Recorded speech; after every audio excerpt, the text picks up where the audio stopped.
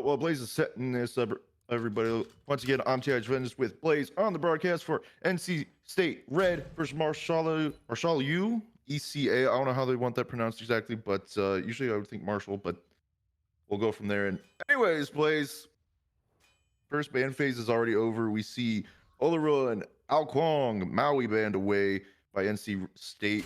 And then we have Marshall banning away Kukulin, Thor, and Thanatos. And I'm going to say it, I don't think any of these bans are a surprise. No, I mean, definitely not. Me and you have been ran out by many a Ao Kwong the past couple weeks, and that god is just free.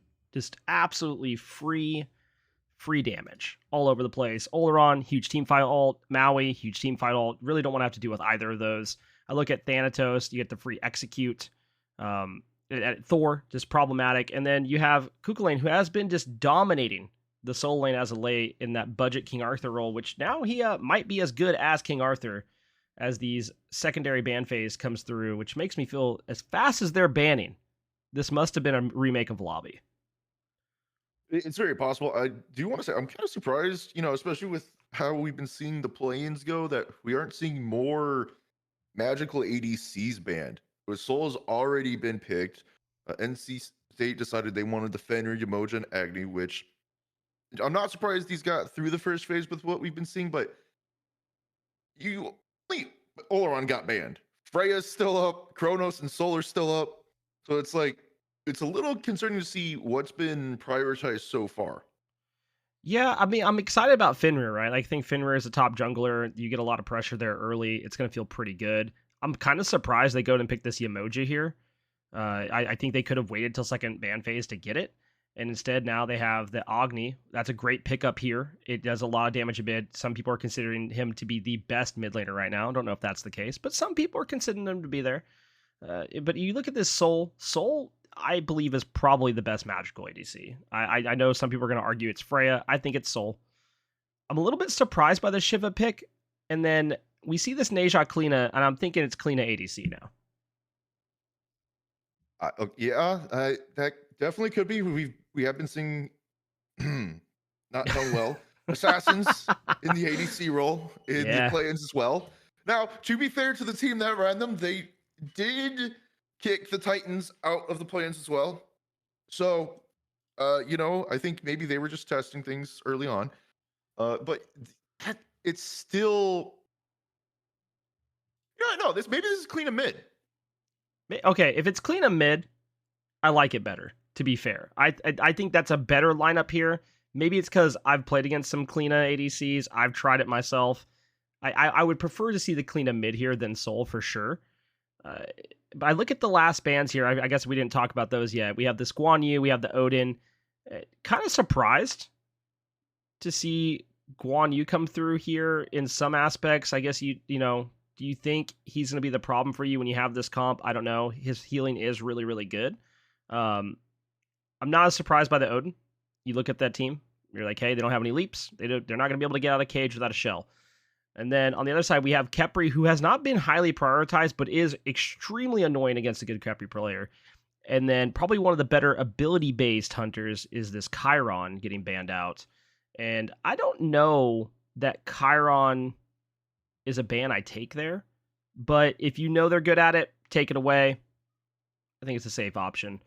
Last pickups here are going to be King Arthur. Can't go wrong there. Spin to win. Feels really good.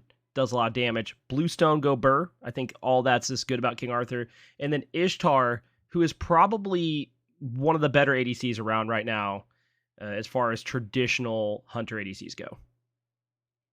Well, I do have to think, if you're thinking that possible hunters going mid, if you're expecting the Soul ADC, Chiron is a pretty good mid laner, to be fair to him. So it is possible that that's what they're thinking. Just get him out of there. Don't let him poke the range. He does have healing. He also has the cleanse in his kit. It's a very tiny window that you can hit for that to cleanse, but it happens. I don't know if many people know that about Chiron. He does have a cleanse. It's like picture perfect to pull it off, but there's some players out there, especially in the SPL, if you watch them play them, it is like, when you see it happen, it's absolutely crazy to watch. I do say that's one of his like underrated things about Chiron. I think Chiron, just to touch on that a moment, does have like some underrated parts of his kit that people forget about. A, the cleanse, and then B, I think people legitimately forget you can auto during his dash, which is super strong, by the way. Really, really good. Last pickup here is going to be Yorm, by the way. And I don't know about you. How are you feeling about Yorm? I mean, right now, Yorm in the solo lane, you know, you've seen some people run Sigil, some people run. I think more popular right now on him is the Warrior's X. Welcome to the especially Guardians and solo lane, you just slap on a Tablet of Destiny. It's because Guardians build up their mana pretty nicely over the course of the game without even having to build mana items. So they take advantage of that item pretty well over there. So I'm expecting to see like Warrior's X, Tablet of Destiny, into some mitigations, possibly Contagion pickup, which would be great for him because his passive is bad if he gets CC'd anyways. So if you're Munganda with Contagion, hey, you want to CC me and punish me according to my passive, you're going to take something back with that item. So we'll have to wait and see. But plays NC State Red, MarshalluECA, both are looking with their final comps for this first game. Best of 3. Which one are you preferring going into game number 1? Oh man, you know, I look at this and I'm like, we have like a very like traditional comp, and then I look at the other side and I'm like, they got Soul, Kleena, and that does a good bit of damage here. I'm a little bit concerned about Shiva support. I don't know how that's gonna feel. I haven't seen it too often. If that's the way this, you know, pans out, I do think it could be good pressure with the Soul. And I'm gonna lean towards the red side here and go with Marshall. All right. Well, you all heard it here first. Blaze thinks MarshalluECA has the advantage in the picks and bans phase, but to find out who's gonna take game number 1 and prove that their comp was the right one to run with, we're gonna have to go ahead and get into game number 1. NC State Red versus MarshalluECA. And Blaze, we've seen a lot of different starts. We've seen, you know, a lot of starts change as well coming through, you know, as of recently, the green buff, you know, you don't want to pull into the others because it heals them. But one thing we haven't seen change is the effect of Bluestone and just how many people will pick it up. Yeah, Bluestone is really, really good. It just is one of those items that I think they nerfed it thinking that, you know, oh, that's fun. We got to crash. During spectator, that's a fun time. We'll get back in just a second. That's highly unfortunate though. About Bluestone though, I am really surprised that item did not get nerfed more than what they did. I think that item is really good. I think when you see it getting built in multiple roles, and I mean by multiple roles, I mean everywhere except support, that you have to kind of question like, hey, what do we need to do with this item to make it where it's still relevant, but just not absolutely insane? Yeah, and I think that's the thing is like everyone saw the nerfs of Bluestone, and unless you're a soul inner or very greedy jungler, you did not think the changes were enough. You definitely don't think they're enough with how it's still getting picked up in fields playing against. I don't even feel good using Bluestone in the jungle if I get in jungle, but it's the only way to really feel like you can stay competitive. But it's also like Contagion. Yeah, that item's still pretty good. I think maybe people are complaining about it less because they're not staying grouped as often as they were before. But it's just one of those things where we're hoping to see another nerf come through for it, so not as many characters are picking it up in the game. But I'm sure we are going to see pick mitigations. That is another popular solo item, but I'm expecting him more likely to pick up the Bluestone pendant. looks good.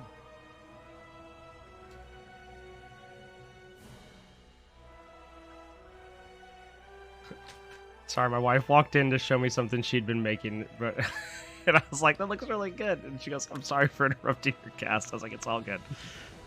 We are in. We appear to also be functioning without a crash, which is kind of huge. Well, don't jinx it, man. Knock on wood or something. You can't just say that. There, I knocked on wood for you. I don't know if you heard it, but like it happens. I heard a thud. I did hear a thud. Okay. Okay, this is Shiva's support. There was a moment of confusion for myself. No, it was definitely Shiva's support. Yeah, but how about that blue stone? How about that blue stone though? No. What am free bowling? What? Yeah. Is there a missed memo here? Because that is gilded arrow on Jormungandr? Yeah, it goes bird, dude. It's really, really good. In the solo lane. Yeah, you haven't seen that? I've seen it a few times. No. I've seen it here and there, you know. Sometimes you just gotta you gotta build a little different. Hold on. If he was in the mid lane, I could understand. But you are in the solo lane. You should expect to be going up against the King Arthur. Yeah. I don't see a reason not to pick up Warrior's Axe. Or even Combat Gem. But free gold.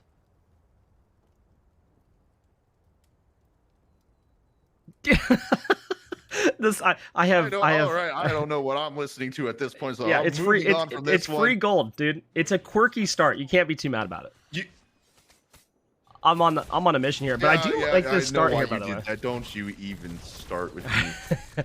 Anyway, as this game has finally gotten underway, we see both sides doing the more typical start. We don't see either jungler coming on this left side. However, there is a difference coming in from MarshalluECA. They did not start at the green buff, so their support is not going to get that HP 5 advantage. They are pushing aggressively, and they do steal away the purple buff as well. They're looking for more.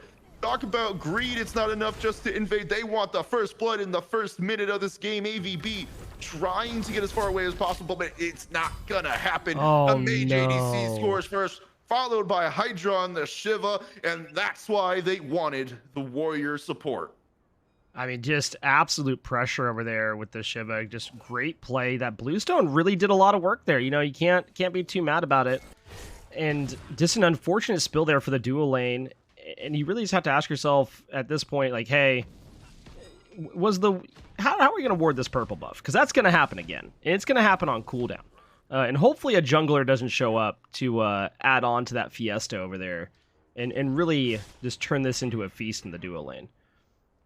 Well, that's the other thing, Blaze, is we're so used to seeing, at this point at least, a level 2 gank coming in from the jungler. MarshalluECA don't have to worry about even trying that. If their jungler wants, they can run over to the solo lane and try and get this King Arthur way down to the Jormungandr, because the dual lane's already taken advantage of what they can. Yeah. I mean, it really opens up a ton for the jungle there. Oh my god, I hit buttons and I lost several things. Oh god. Oh my god, bro. I swear I'm not bad at this. I was trying to fix our spectator. No, that made it worse. M. It has something to do with the map, though. We'll figure this out. Try hitting M. There we go. All right, we're good to go. Technical difficulties. We're working slowly but surely, chat. Speaking of difficulties, there's the Shiva pull yet again. This time, he's not going to be able to follow up with the damage as Gaming gets out past the Bastion under the safety of the tier 1 tower, away from the burst damage coming out. And this is Blaze. Even though they did take the first 2 kills fairly quickly, they're up 700 gold as a result. But outside of gold that is not really spent yet outside of Hydra, NC State's dueling isn't that far behind. No, I mean, that's the good thing when you get the first 2 early spills before the waves, like right as the waves clash, you're not going to lose a ton. Like, you lose a wave, and I think that's the good news. They also lost their buffs, so that's unfortunate. But it does not just spiral out of control, where if this happens at, you know, maybe like level 7, level 8, they get the kill, they're able to get the bastions, they're able to get a lot of pressure on a tower or start stripping camps from that side, then we're talking about a different type of gameplay as far as the lead that's going to spiral out of control. But for now, that early spill ends up paying off in their favor. But the problem they're going to have here is experience, and Hydra and Collector are coming in here trying to put pressure on this purple buff yet again at level 5. Yeah, and this is the nice thing about these trailing camps is you can now go safely under the tier 1 tower with your camp and not have to worry about it. As speaking of worrying, Exodus taking the Ragnarok out, having to use the beats to get out of it, and that's pretty good for MarshalluECA, but it's also good for Gibri because he knows now next time he sees Exodus when his ult's up, those beads will not be able. Oh, Exodus playing a little tricky, wanting to get a free kill here. Oh, off the mark, beautiful leap there from Gibri. So the mid camps instead will go to MarshalluECA. Not only that, he also got Nova's beads there too. So got both beads with that Ragnarok. Just huge value coming out of this Fenrir. And this is the one thing that Fenrir does so well in this early game is apply pressure to a lane, but also to start stripping beats. So that way you can revisit that lane as soon as that ult comes back up, and you're going to get a kill or a TKO off of it. And for those of you not familiar with the term TKO, we're referring to a technical knockout or a technical kill in this situation where it's so early in the game that just forcing them to back is the equivalent of killing them. But it takes a little bit longer because, you know, they're not dead, so that you get 5 seconds, whereas you're taking like 2 to 3 seconds to back, come out after spending. So it is a little bit different. Same effect in the end, and you do miss farm. But at the end of the day, Blaze, we still see MarshalluECA, no matter how down their relics are, they are applying as much pressure as they possibly can. And the difference here is going to be the initial rotation from the support. We see Hydra coming up the lane finally, and just looking for Gibri here. I mean, yeah, when your support's the same level as the jungler, I think you do have to be a little bit worried on the side of NC Red State, trying to make a play here on this Shiva. But Shiva's level 6. You know, it's going to be doing a lot here. Now Nova comes in with the screen, but Ragnarok does come through. Dash out. Beautiful decision making, but unfortunately, that's a combination of 3 different ults.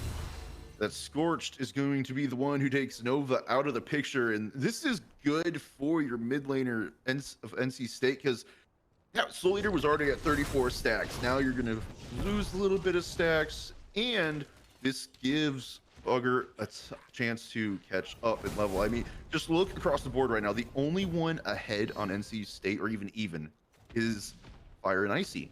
And that's because he's on a King Arthur going against a Jormungandr who's using Gilded Arrow. So, I mean, it's pretty easy for him to fight against right now.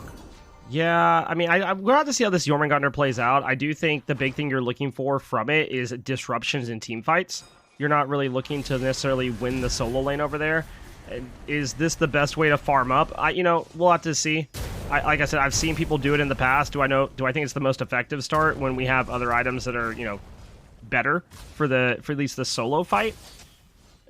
We'll just have to see as we go on. But I do like the idea of having Shiva and Yorm in a fight together. Oh my. Gibri falling very low. The sash not going to hit the mark, though, so he's going to be safe for now under his tier 1 tower. And is going to decide to back. Same with Scorched. Old Fury. Not wanting to take opportunity to risk dying to any camps and spend any gold that they may have. But Hydra being aggressive and staying aggressive this entire time.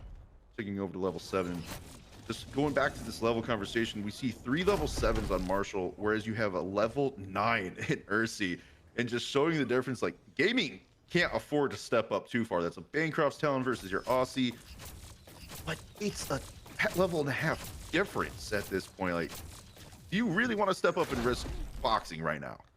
Not really. I mean, if any rotation doesn't come over from Gibri here soon, NC Red State's going to have a problem with that Soul.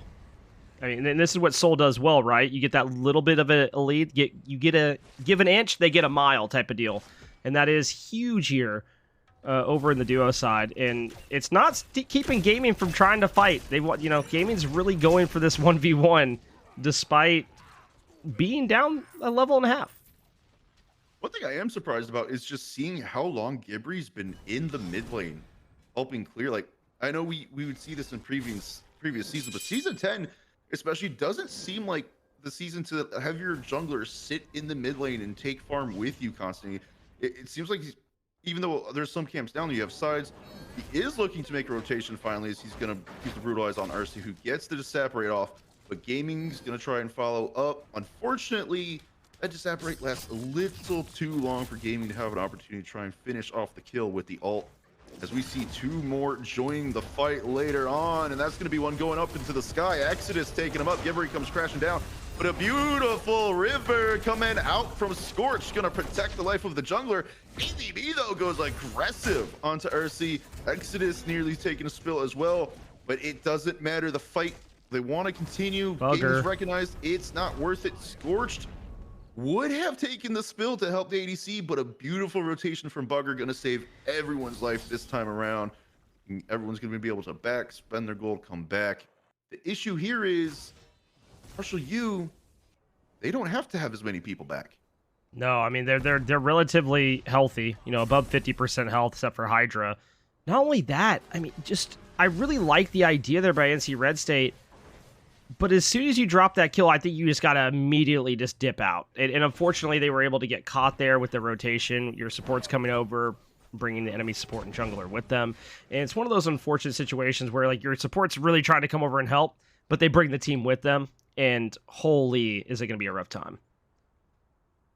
Definitely can be. But the nice thing for NC State is that it did not result in any more deaths for them. MarshalluECA, they are holding on to their level leads outside of the solo lane. Got to keep fair to Fire and Icy because he's doing a good job of farming and keeping it going.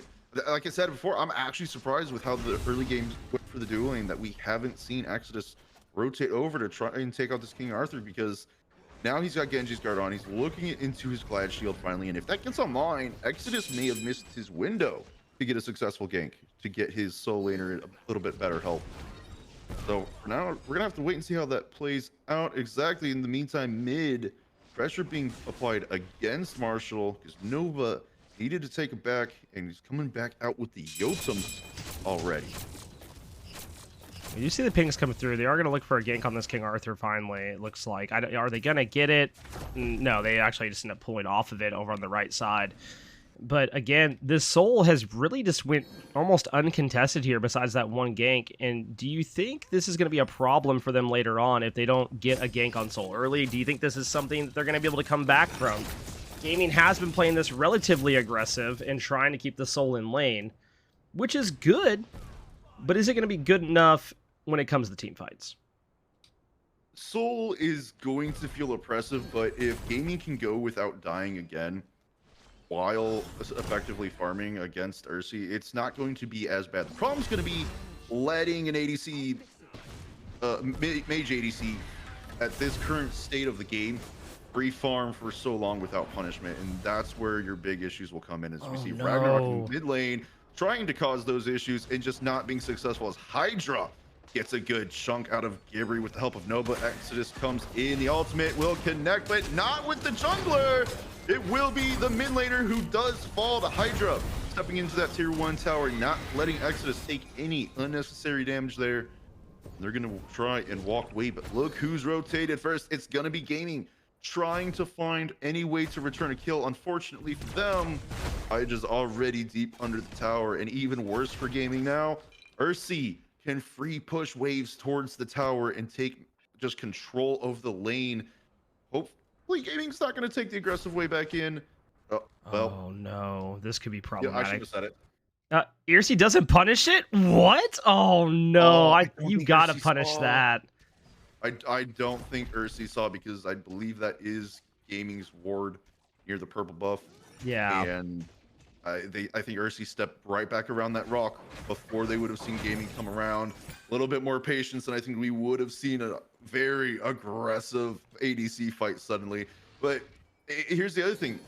Now you're down 3 levels after that rotation. Gained for it. It was an aggressive call from Gaming, but unfortunately, it's costing them at this point. And they're going in on the solo lane now, trying to make something happen. Gibbery is here trying to help out, but it's the support solo versus the solo jungle. Rotations are coming through. Huge ult here. Camelot for Avalon. always feels good to hear yelled during your match, but this is a huge rotation now from NC Red State. Problem is, Bugger is here first. Nova's going to be on the back end. Going to try and go into the wall of the Fire Giant pit. And Hydra does make it back, as we do see Free Bowling use the ultimate. Try and cause a little bit of chaos or help set something up. And Nova coming around. They're looking to get anything they can. A nice leap from Gibbery and an ult there from Fire and Icy.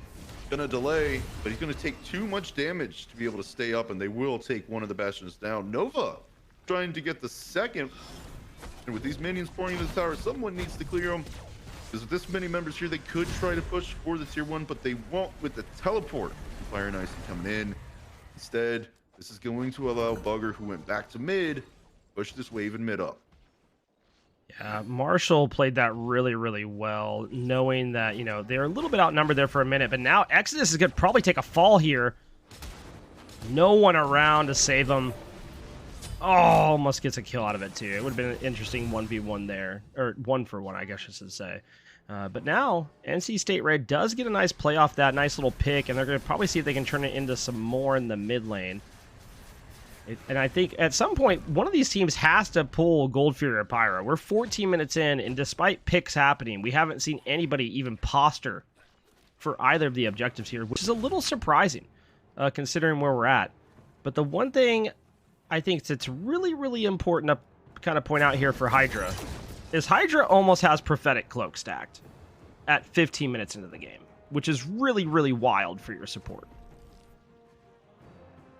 It is, but it's one of the reasons you rush it. You just play aggressively, tank it up, and there you go. But Blaze, one thing I did want to talk about, since you are bringing up the sports anyways, is just the difference in builds. Prophetic Cloak's been one of those items we've seen a lot of supports decide to rush first, then go Thebes. But here for Scorch, we have Thebes into an item we don't see all too often, except for those who can heal with this new Scythe coming in. Yeah, I mean, picking up this Lotus Sickle, it has to feel good on Yamoja. I mean, maybe it doesn't feel good on many gods, but on Yamoja, it definitely has to be doing work. You know, making sure that you give those prots to your team is going to go really, really good here when you're into a clean Nejat Soul. I mean, you can ignore the fact that they have Shiva, who's going to play aggressive anyway. When you have those three characters that are looking to do burst damage onto your team, your heals giving extra prots is going to go a long way in team fights. So I think that's one thing that NC State Red could kind of play off of here, is if you get a good Yamoja heal during a fight, at least that allows you to play a little bit aggressive, as Nova decides to go in here against 2 and then plays the wall. Good decision making there, staying safe from Gibbery, allowing the jungler and support time to come and help them out. Exodus gets aggressive, will connect with Fire Wheel here. Coming down is Gibbery, but that ult from Nova, not enough to finish him off. Beautiful shell from Scorch, saving the life of the jungler. Not going to allow them to take the spill for free, and just little things in this game so far letting NC State Red stay alive. And man, oh man, the rotation though for this time, it's going to be from Free Bowling, whereas we see Fire and Icy in the fountain, probably looking for an opportunity to teleport in somewhere, and it may be towards this Gold Fury, as MarshalluECA have started it up. And Scorched getting caught out on the drop. Exodus gonna be the one who gets the kill there. One thing we do got to keep in mind is MarshalluECA have already lost a tower because Fire and Icy played aggressively in that soul lane, but with the Gold Fury at half health, in comes the try. Fire and Icy gonna be the first one to move forward. NC State Red steal it! He did steal it away, I'm sorry! He manages to get it just in time. No one was able to stop him, and now with bars on both teams falling low, MarshalluECA, they want to get something in return. Fire and Icy will be punished. Ursi getting that kill, Gaming trying to stay alive and do damage at the same time, but unfortunately, Hydra in front, that's not gonna happen. Ursi gets a double kill, and the World Serpent being used from Bowling gonna get him out of danger as well. The 3 remaining members from NC State Red, or 2 with 1 respawning, gonna go ahead and back. And that is really, that's a big amount of punishment there from MarshalluECA on NC State. I mean, I just can't believe they let Fire and Icy just walk up there. Like, just walk up for free as a King Arthur and just be like, boop, and steal the Gold Fury away. You have to be zoning there. That has to be someone you're concerned about. That Bluestone's going to do a lot of work. We talked about it already with the tick damage and just the damage coming through for King Arthur anyway with all those abilities. You cannot let him just step up and free cast a Gold Fury. If that's a possibility of things to happen, you know, just drop it. Just drop it, and that's going to be fine. I do have to say, I think gaming here, if the rage stacks start coming online, this Ishtar is going to start doing a lot of damage. But there's one item, Vengeance, out of everybody in the game, I'm surprised that we have not seen. Especially when you have a Emoji in the game. And that's Contagion. There is no Contagion in this game. There's a Brawlers. In the game. One Brawlers. Oh, I guess they did just get Brawlers. One Brawlers is the only anti-heal we see right now. Please don't get which me is started. absolutely insanity between these two teams. Honestly, it's just surprising. Especially with how good Contagion's been. I really cannot believe Brawlers is the only anti-heal coming out from MarshalluECA. I can understand a little bit more from NC State, even though there is a Soul and a Shiva, but Yemoja's heals are consistent, they're good. I am very shocked that we don't see more anti-heal coming out from MarshalluECA, but maybe they don't need it if they're confident with how well they can burn down NC State, because they are fighting currently over the mid lane. A couple members out half health, so they have to play a little more careful than the rest. And Bugger trying to step up, takes a nice little burst. There's a Pyro Bomb sitting in that inventory too for free bowling. I mean, this is a dangerous time if you're NC State Red. This is very dangerous. You let any minions in and they step up enough, that tower will go down with no bastions available at all. In the meantime, though, they're kind of just keeping this fight going one bit at a time, as Hydra takes a good amount of poke there. Has to step back, but with the rearrangement, Exodus is going to take one up in the sky, come down. Again, the shell, though, will allow Gibbery to get out. He needs the back before coming back to fight, and with how low this tower is, NC State may need to give this to one up, but surprisingly, MarshalluECA have decided not to keep trying for it. Are they going fire? Oh, they're going fire. They are going fire. Oh, well. This is an interesting time. Yeah, hopefully we see someone do a little bit better zoning than we did at the Gold Fury. It looks like it's going to start. Iron and Icy stepping up. Going to be met by Bowling and Hydra. But on the side is Ursi and Nova. Looks like instead they may want to try and find a pick. The problem here is now Gibbery's been given time to come back. And I'm going to be honest, I'm a little confused by that call from MarshalluECA. With Gibbery backing, I thought they had perfect advantage to push the tier 1 down first. Yeah, I really thought they were going to go for tier 1 there. I mean, the one thing you have to worry about is the emoji healing, but at the time it wasn't so ridiculous that you couldn't push the tower. I'm wondering, are they going to decide to go for gold first to get that little bit of extra damage on Fire Giant? We do see them pathing over that way, but I mean, Shiva's backed. You have free bowling, the only one over there now, and now this is a huge play for NC State Red. They don't necessarily know that all those people backed, but holy, are they running at this Gold Fury? And I'm not sure Marshall is going to be able to stop it. If they pull gold, it makes you wonder, should they have just ran over to fire? Because free bowling is fully aware what's going on. Windfire Wheels comes through here, though. Gibbery wanted to get aggressive. Exodus said no, no, no. But the Ragnarok counters the Sash, pulls him to the back line of the team. And Gibbery will take Exodus down, but Ursi will trick Scourged out in return. Over the wall with almost no health, Gibbery goes, and the World Serpent going to come out. Oh, no. He does not want to let this Fenrir get out for free, but unfortunately, it's not much of a choice. However, that ult did force a lot of NC State Red back, and Nova going to take a little peek. Fire and Icy is coming up. This Primal Fury is getting fairly low. Someone's got to step up if they want a chance. Bugger gets one ult off. Still not good. Marshall will secure. And free bowling able to keep NC State Red so far back, they can't get back in range when it mattered. They almost ran the Gold Fury to Fire and Icy. Like, they almost ran it to him. They the leash there was a little scary out of Marshall. I'm a little bit concerned you're going to drop that off the Yorm, and then the pull goes towards, and he's running towards the enemy team with the Gold Fury. I don't know if that's the move. Luckily, it worked out for him there.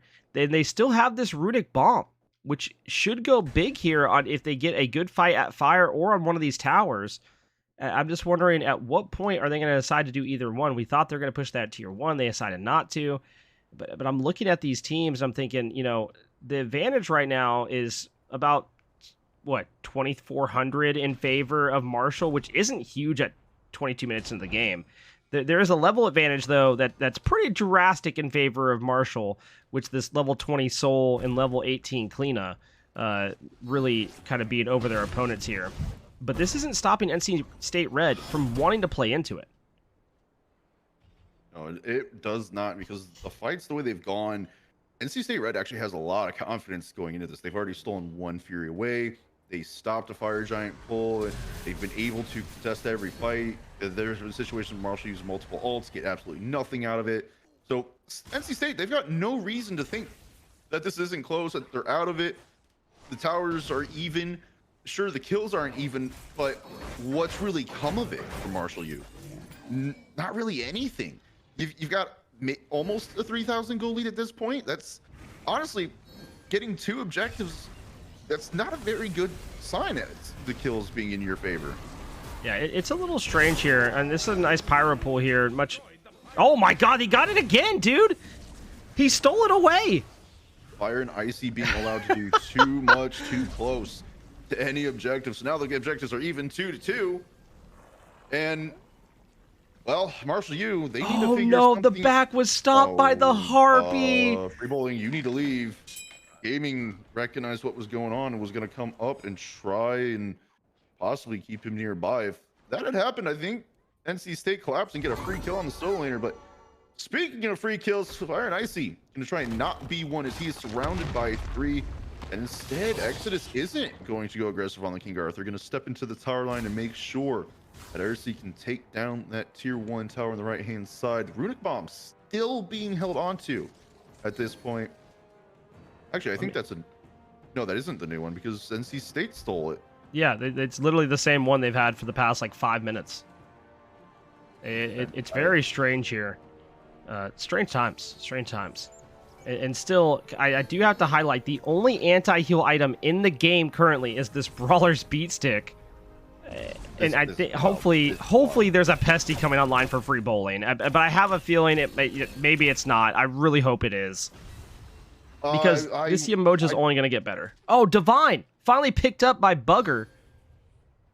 Has decided to join the party here of anti-heal items.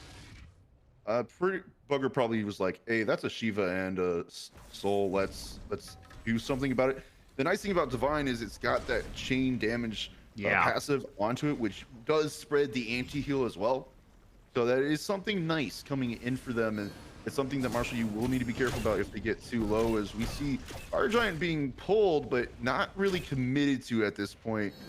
So we see Gabriel going in, having to leap out, but in the mid lane, Nova is trying to free push the tier 1 in mid down and may get it for absolutely nothing. The rest of Marshall, you are finally rotating over. It's already gone. NC State just let this happen. Even though they had pushed Marshall U off of the Fire Giant already, they get a tier 1 tower down for free. There's only 3 towers left for NC State. Primal Fury's up. No, you can't walk up without beads, man. Nope. No. Marshall U says we're not going straight to it this time. We're going to look for the pick. They get it. Gibbery taking the fall. But now there's more members coming in. Unfortunately for Scorch, taking way too much damage. Fire and Ice trying to keep them back, but look who's coming around the other end. It's free bowling. Nova in the wall. Gonna use the ultimate. Will get Scorch down. Exodus takes one up into the air, but Bugger takes Nova out. Ursi gets gaming upon landing. And the World Serpent chasing down Fire, recognizing we don't need to keep chasing. Let's go get that Primal Fury.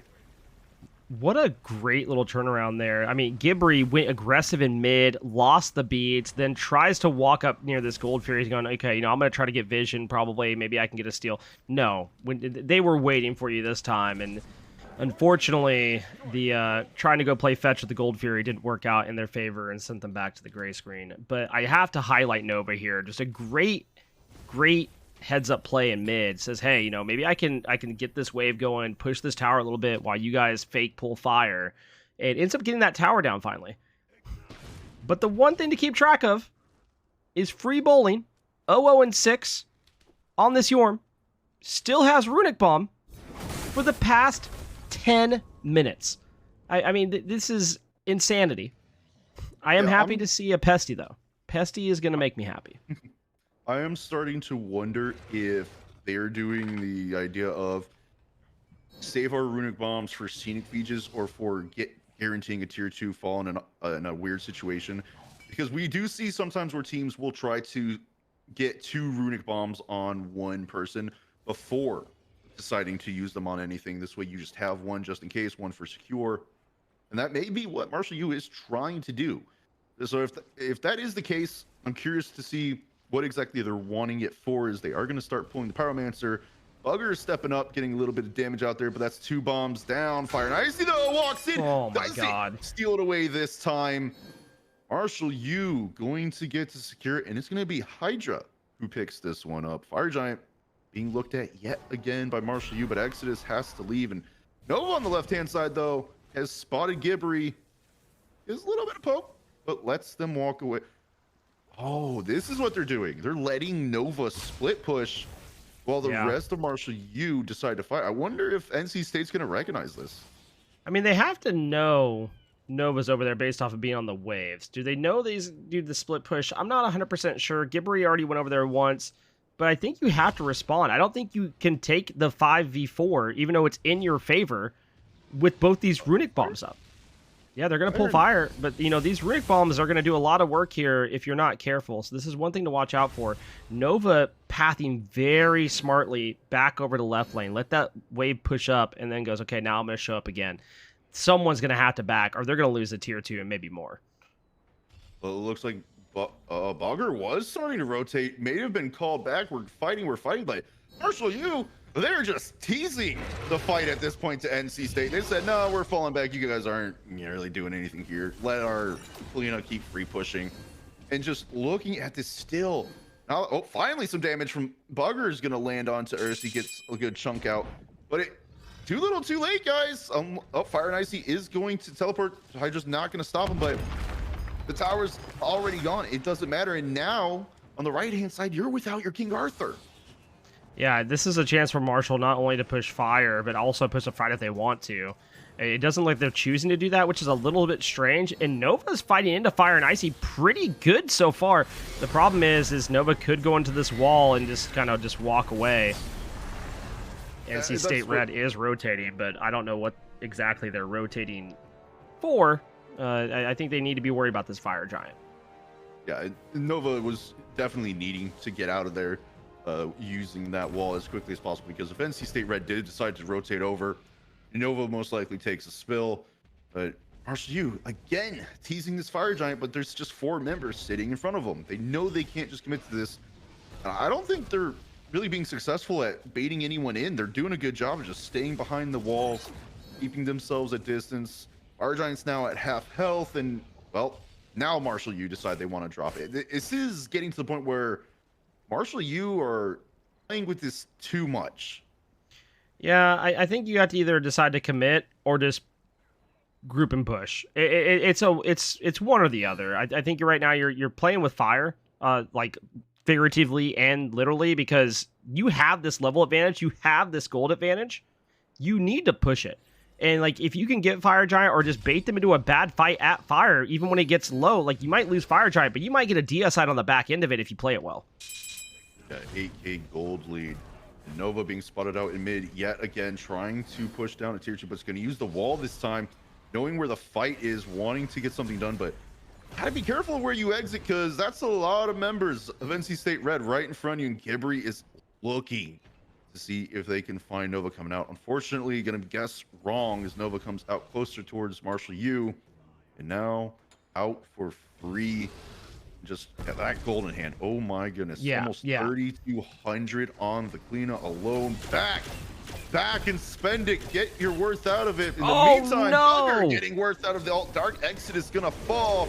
Oh, this is gonna be more. Half health. Only falling low. Ursi falling low as well. Disapparate gets him out of the ultimate from Scorched though, and Gibbery the leap over. This is now looking worse and worse for MarshalluECA. You've toyed around too long. We're not allowing it any further. Gaming shuts down Ursi. They're looking for more. Hydra's next on the list. Scorched, a good pull back, but it's not enough. In the World Serpent getting bowling out means NC State are going to look for the objective here. And Bugger showing already where they're going. It's going to be the Fire Giant. Hydra, though, looking from the side, trying to see if there's any opportunity, just playing time. With Icy here starting it up, this Fire Giant will begin, and it's enhanced at this point in the game. Nearly 33 minutes in. Nova split pushing mid. Hydra showed face though, and bowling's gonna be here as well. NC State need to be careful, because if Hydra succeeds, he's gonna pull a Fire and Icy on them. Yeah, this is where you have to worry about that bomb.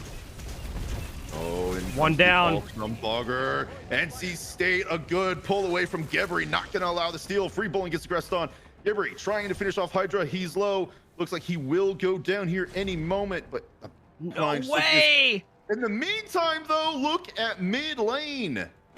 Yeah, just Tier 2 insane. gone. The Phoenix, half health. Fire and Icy may just make it in time, and it will be enough to maybe cause a little bit of a spill on Nova there. Falling low, Aegis is popped as free bowling did fall to Bugger. Oh, the dash a little too far, but it doesn't matter. The turnaround from Nova cost them their life, and NC State, they got sick of the games, Blaze. Yeah, I mean, you had Hydra standing at Fire Giant with like 2,400 gold, and I only thought about it because I'm looking at the build. I'm like, all right, there's Prophetic, there's Glacial, there's Stone of Binding. We're 30 plus minutes in the game. Like, why isn't there another item there? Oh, Golden Hand is like 2,600 gold. I mean, that's just really unfortunate. I think you have to back before that. When your support's 2-0 and 8, you kind of have to back. And this is gonna be huge for NC State Red, because the one thing I wanted to focus on here is Marshall. You know, the good thing is that they decided it's not like NC State Red could just push and win because how many towers are up. But that's a lot of gold on the map for NC State Red to go get, because all these towers are up, and that's team-wide gold. You know, bastions to take, tier 1s to take, tier 2s to take. This is going to be a huge gold swing back to even, and possibly just an advantage for NC State Red now, because you toyed around and played at Fire Giant for too long. Pyromancer will go to Marshall U. NC State not too concerned about it. They're down 4k gold, but that's about to change here in a moment. But this does mean Oni Furies pushing across the map are now a concern. Tier 1 in mid may fall as Gebri spots out Nova. It actually looks like that's going to be the call for the team, is this tier 1 tower. Nova, you better run, because they will chase you down, and Fire and Icy decide that's the right call. Let's go after the Kleena. I'm a little questioning. I don't know if I like that. Yeah, everyone else from NC State does decide to turn around. The back's going to come through, so Fire and Icy will have to rejoin the team. But in the meantime, without the King Arthur here, MarshalluECA showing they're unafraid of the rest of the team, getting aggressive and push them back from the tier 2. So tier 2 and right is being aggressed on by these Oni waves. I mean, this is a huge play for NC State Red. You get the tier 2s across the map. You might not even have to rotate to right, and you're going to get it. But now they fall. Oh no. Exodus gets scorched down. RC takes Gebri down. That's a double kill for Exodus onto Gaming. Bowling using the ultimate to try and slow the other members down, but not going to be able to do so. Fire and Icy using the movement from both sides of his kit to be able to get further out, and Bugger a little too fast to slow down, but that is huge for MarshalluECA. They were falling on the back foot and find one little opening to push back, and even though structures are even, gold still stays in their favor. Yeah, I mean, just kind of a little bit of a fumble there by NC State Red after having just a great Fire Giant pull, a great fight, great towers being picked up here, just kind of stay a little bit too long. Now they seem to be paying the price of it in dividends, as Bugger is just low here, and Hydra's going for it. Nova got really aggressive. It paid dividends, but Hydra may have got a little too aggressive, because look who's here. It's scorched, and that fire damage is going to be more than enough for Bugger to pick up the kill on a Hydra, but it's going to come at the cost of the mid Phoenix. No one there to help Fire and Icy. He can only defend so much against 3 members, and it looks like Ursi may pay the price with their life, and no one wanted to help, surprisingly. That's your ADC. That's a big deal to lose them. Yeah, a little surprising there that the tier 2 tower was the priority, plus like just no one coming over to help that was up on the team. A little bit concerning, kind of confused, where this soul is really a huge source of damage for you, and really now you've kind of unlocked Fire Giant for NC State Red yet again. But that's cool, I guess. I'm kind of concerned here for Marshall. They had this huge lead. Now they're kind of spiraling out of control, and I think someone has to get it back on their team. Maybe it's not the shout caller, maybe it's somebody else, but you gotta reel this back in. You gotta rein it back in. Nova's been doing a lot of work with split pushing and help pushing these objectives down. You have the mid Phoenix. You can still defend here. You don't have to split push. You could defend at a Phoenix and then possibly win and push to win the game. That is a big concern. I'm gonna be honest, I would think you would want to defend your soul, who's been doing a lot of work in this game. 6, 2, and 6 is Ursi on this god, and now NC State with the enhanced fire giant yet again. They're looking to siege this right hand side Phoenix. Ursi is back up though, which means this could be a lot of trouble. The ultimate comes out from Scorched, but that doesn't help their team. Instead, they back off from the Phoenix, and they say they want to play this safe. Nova did use the ultimate to try and help push them back, getting some damage, but honestly, Scorched only ult used, so this is going to be an interesting point, because if MarshalluECA push out again against NC State, that ult is not going to be up in time to help defend, as fire minions are pouring in at the Titan room. Yeah, this is concerning for NC State Red. Like, if you can't get the Phoenix, someone has to back and deal with these fire minions, and no one's backing. If Marshall played this right, oh, okay, Gibri gets to back. I was like, if Marshall plays this right, dude, like this is like gonna be bad. But now we have Marshall just chasing them down here.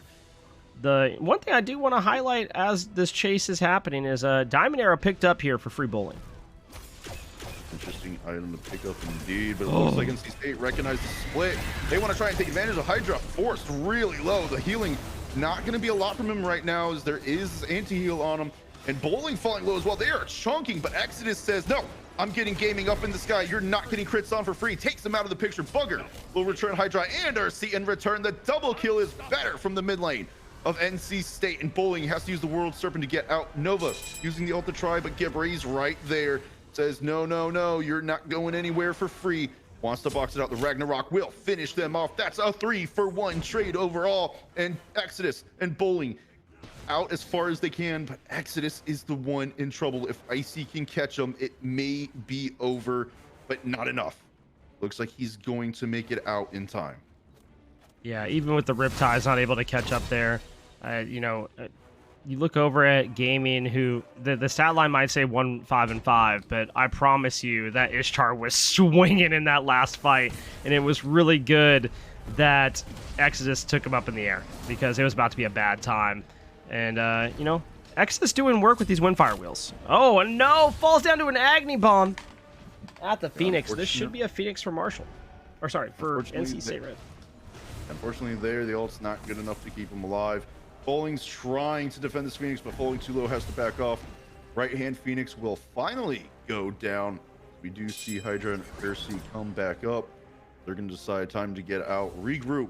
Fire Giant's going to be falling off here soon as well. Primal Fury is up, but look at this left-hand side. That wave got pushed up pretty far, so Gaming is going to have to take care of that one, as the mid Phoenix has respawned for NC State. This game, Blaze, the kills are tied, the Phoenixes are not tied. NC State has swung a 3K gold lead in their favor, 41.5 minutes long. Yeah, I mean, a lot of the times, especially with the few little play-in games I did catch, the games weren't going this long. We've had a lot of conversation around games being around like 25 minutes, and this 40-minute game, you're talking about, okay, well, it's going to come down to Fire Giant, it seems like. Is a Fire Giant chance going to go in the way of NC State Red, or is it going to go in favor of Marshall? And not necessarily who gets the Fire Giant, but who walks away with the most kills could end up running it down. And NC State Red has just really been climbing slowly but surely here.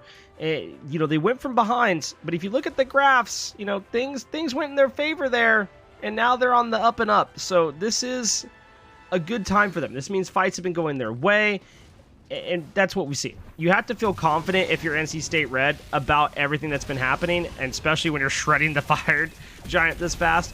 And Marshall needs to be concerned about their defense. They need to be grouped as 5. Nova has to be there. I don't think you can keep having Nova split push, which is what's happening right now, and Nova might get caught out. But you have to be grouped as 5 on these defenses. You cannot afford another 5v4. Definitely cannot. I just want to remind everyone that early to mid game was in full control for MarshalluECA. They were dominating for some time. They had an 8K gold lead at one point as well in NC State. They just kept their fortitude about them and played to the late game. And here we are, where they are now taking control, pushing into the Phoenix line yet again. Fire and Icy is going to be coming up to join them. But one thing that shows this gold difference in swing around is Free Bowling and Hydra both still have not finished out their builds. They're still working on those last items, whereas everyone from NC State is good to go and ready for anything. Only pots that they can get at this point, so this is just coming down to fights, and will those items be enough to keep these tanks alive from MarshalluECA? As you see Nova using the ult in the wall, getting a little bit of poke damage, separating out. Just not enough. Keep in mind, fire minions on the right-hand side of the map. Someone's got to keep in check, which means this is a 5v4 until those waves are down. And it looks like Fire and Icy goes in. Oh, it's huge. Big damage onto Exodus. Nearly falls. Manages to get away using the ultimate. And Nova, a big silence onto 2. Hydra pushing up, but it's just not enough to finish anyone off. Bowling having to go back to heal. That's the second ult charge from Nova going out. Now having to focus on the right side again. Now another 5v4. The mid Phoenix being taken. It will go down. Ragnarok's good. Bugger gets Ursi as well. Huge pit coming through. And that's a good chunk of damage going to be missing for MarshalluECA. Blaze, this left Phoenix may be free. Yeah, it's going to fall down for free here. I have to say, Hydra made a pretty good play there on the defense with the Sundering Blast that came through. Got some good damage out, but it wasn't enough for the defense. And now the River's Rebuke comes through and Hydra's going to fall. It is 2 for 1 right now, and this is not looking good for Marshall as NC State Red walks in. They're looking to see, can they make a play at this Titan? And they need to wait for these firemen to trickle in on the right side, which is exactly what's going to happen here. And now this is their opportunity. They just have to get game. Oh my Exodus deleted. Bugger. Huge damage on Exodus will help the team. Bugger gets a double kill as Bowling falls. On the back end is Nova trying to do something. It's just not enough. The Titan is already half health. Turn around, NC State, help your team. Ooh. As it finally goes down. Fire and Icy takes Nova out of the picture as well. I'm not gonna lie, I got a little concerned that Titan was swinging pretty hard on a Scorched. Yeah, Scorch almost took a fall there to the Titan, but you know, I guess it's all fun and games as long as you win there, if you take that fall. And I do need to apologize to NC State Red. I had their name typed correctly before we crashed, and then we crashed and I typed their name incorrectly, so I do need to apologize for that. We had that issue the first time I casted them last season, and it was because it was put in wrong, and it is stuck in my brain mentally forever. I did just find out though that this is technically game 2, because NC State Red had to forfeit game 1, so this is game 2 in their favor. It is now 1-1. Well, that's a very convincing 1-1. Because if you hadn't told me that, I would think this might end up being a 2-0 sweep if MarshalluECA can't get it together. So Blaze, talk to me about what MarshalluECA need to do coming into this game number 3 to bring this set back into their favor and take it 2-1. I mean, you look at everything they did in the early game, you look at everything they did in the mid game, and they were dominant. Not saying that NC State Red didn't play well back into it, but they were playing dominantly with an 8K gold lead, and they played around too much at this Fire Giant. If I had to say that one thing kind of just fell short, we see them get a Runic Bomb, we see them stand at tier 1, and then they push people out, they don't go for it, decide to path to fire, and there's just this dancing around where it seems like there's this back and forth maybe in calls of what's going on. You can't have that going on. You need to go with a solid, hey, this is what we're going with, this is what we're going to do. The dilly-dallying around, I think, is what ended up costing Marshall that game. There was a lot of dilly-dallying around at that tier 1 and mid, and the dilly-dallying around over at Fire Giant that I think just hurt them overall. Yeah, I think I have to agree, because we got to remember when Nova was split from the team and they were dancing around Fire Giant too much, it was NC State who'd made the decisive call to go in, and they took MarshalluECA apart. Now, MarshalluECA did make some good defensive stands, push back, but unfortunately, it just was never enough that late in the game. So Blaze, as we do want to get ready and set up for game number 2, probably go to a quick small break and just talk things out.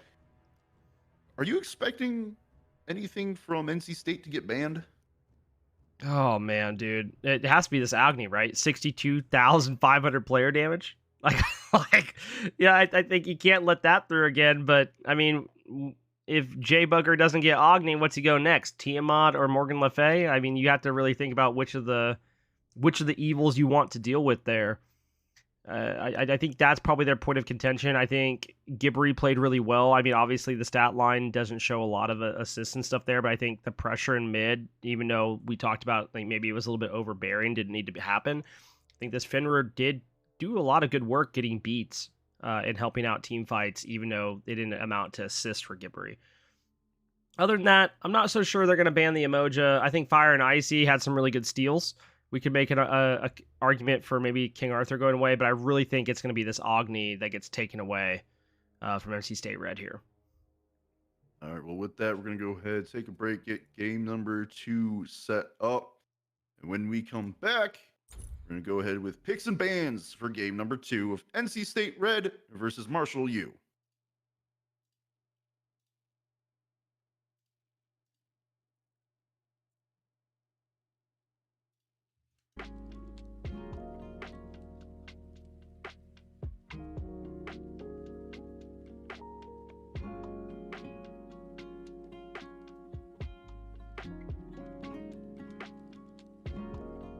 Happy, happy, joy, joy.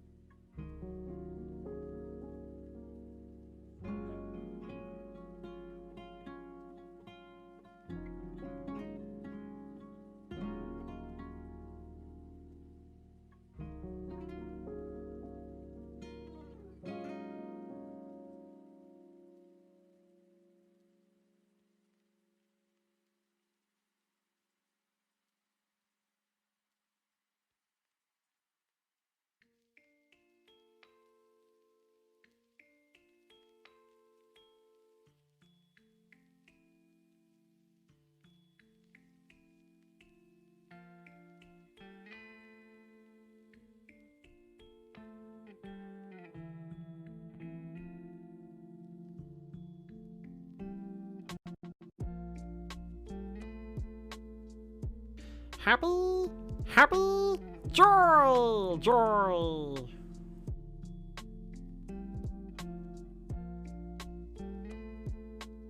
Welcome to the fun frenzies.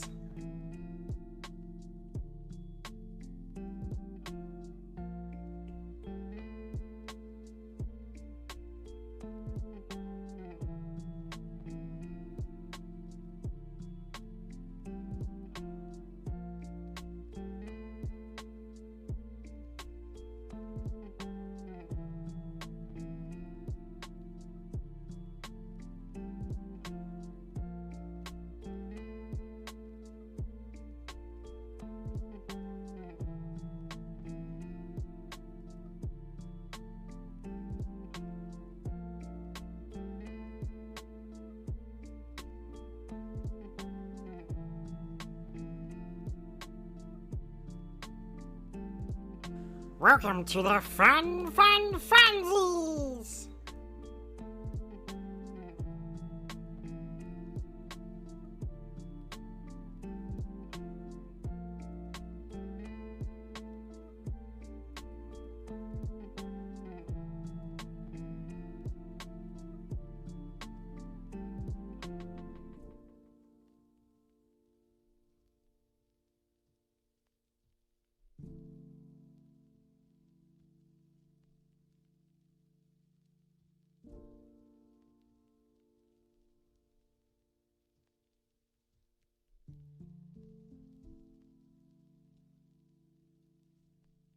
All right, everybody, we are back. As a reminder, you can always reach out in the Albion Giants League chat as well. I think there is a Games Cast channel. You can post them there, and they can sometimes get on the Albion Giants League Twitch. Holy Jesus, my brain stopped. That was wild. That was a time. Just so you guys know, I've been a caster in the AGL. We do want to get as many games as we can casted. Unfortunately, that doesn't always happen. So sometimes, we do want to try and get games casted other ways, which Blaze always being willing is a nice way to do it. So just trust me when I say I'm always trying to find a way to get a cast on the weekend. It's just unfortunately not always possible. Yeah, sometimes our times aren't able to add up. We get a lot of stuff posted in there. It's just getting production and casters in is sometimes a problem, but always feel free to post there. I mean, like for instance, like this game was mentioned by a staff member, and I was like, yo, I can grab it and do it. But you can always reach out too. I don't mind casting games when I can. I post a stream schedule every week in Discord, but tonight I edited my stream schedule just to be able to cast because I love being able to cast. It's a good time. Definitely is. And speaking of a good time, looks like game number 2 is ready to go. Or sorry, game number 3 is ready to go for NC State Red. Actually, that information came in late, so I'm a little. Yeah, I kind of wish we had that from the get-go. That would have been honestly nice. Would have been nice, but we don't always get everything that we want. So with NC State Red taking what could have been a 1-0 lead, making it 1-1 after a little incident with their early start on the game. But seeing bans come through, Maui is going to be taken away, and there it is. Agni tossed right off the board along with Thanatos, not letting that one come through again. You can't. Just free damage, dude. Bugger. Yeah, free damage, free range. Not something you want to deal with at all if you're MarshalluECA again. It's this time I'm getting a little curious to see what they're going to bring out in exchange. But Neja, respect to Exodus there. And you know what? I do think I have to agree with this because for a while, Exodus was he was taking it to Gibri with that ult. Yeah, every time Gibri thought he had an opportunity, you're up in the sky and Exodus has help. I like this ban. I think it's good. I also think, now that the Agni's gone, you don't have a way to really punish that immediately when it lands. So getting rid of it, really great idea here. And now it's really, what's this last ban going to be? It's going to be the Oleron. And this is interesting because now you have to decide, do you want Solar Ao Kuang? And there it is. Oh my God, dude. My brain's on fire after fumbling earlier. Okay, man. After last night, I don't want to talk about Ao Kuang too much, but Blaze uses the same items the mage ADCs use. I don't think there's a lot to talk about why Ao Kuang is just good right now. Yeah, I'm going to use one of my favorite quotes. Ao Kuang go burr. He just runs at you and there's nothing you can do about it. It's going to be, this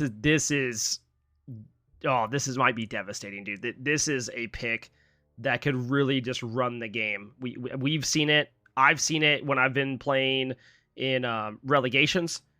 This pick is scary.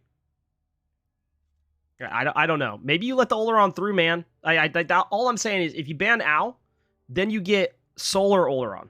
And or Freya. I think that's the other thing we got to remember is the 3 mage ADCs that keep getting banned are Oleron, Freya, and Sol. Chronos keeps getting allowed through in all these planes and whatnot. So it's no. This doesn't get locked in, right? No way, right? No.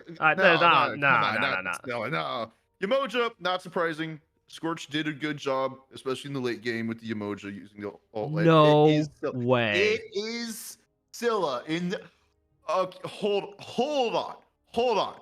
I got a hot take. You have Merlin, you have Vulcan, you have Tiamat, you have Morgan Le Fay. Scylla? Yo, I bet Gibri picks Odin. It's going to be sick. There's the Humbats. Ooh. Wait. Ao Kuang mid? Oh, this Nova is did run clean a mid. Ao Kuang mid would also make sense because we have seen Yep. that too. yeah, we have. This is spicy.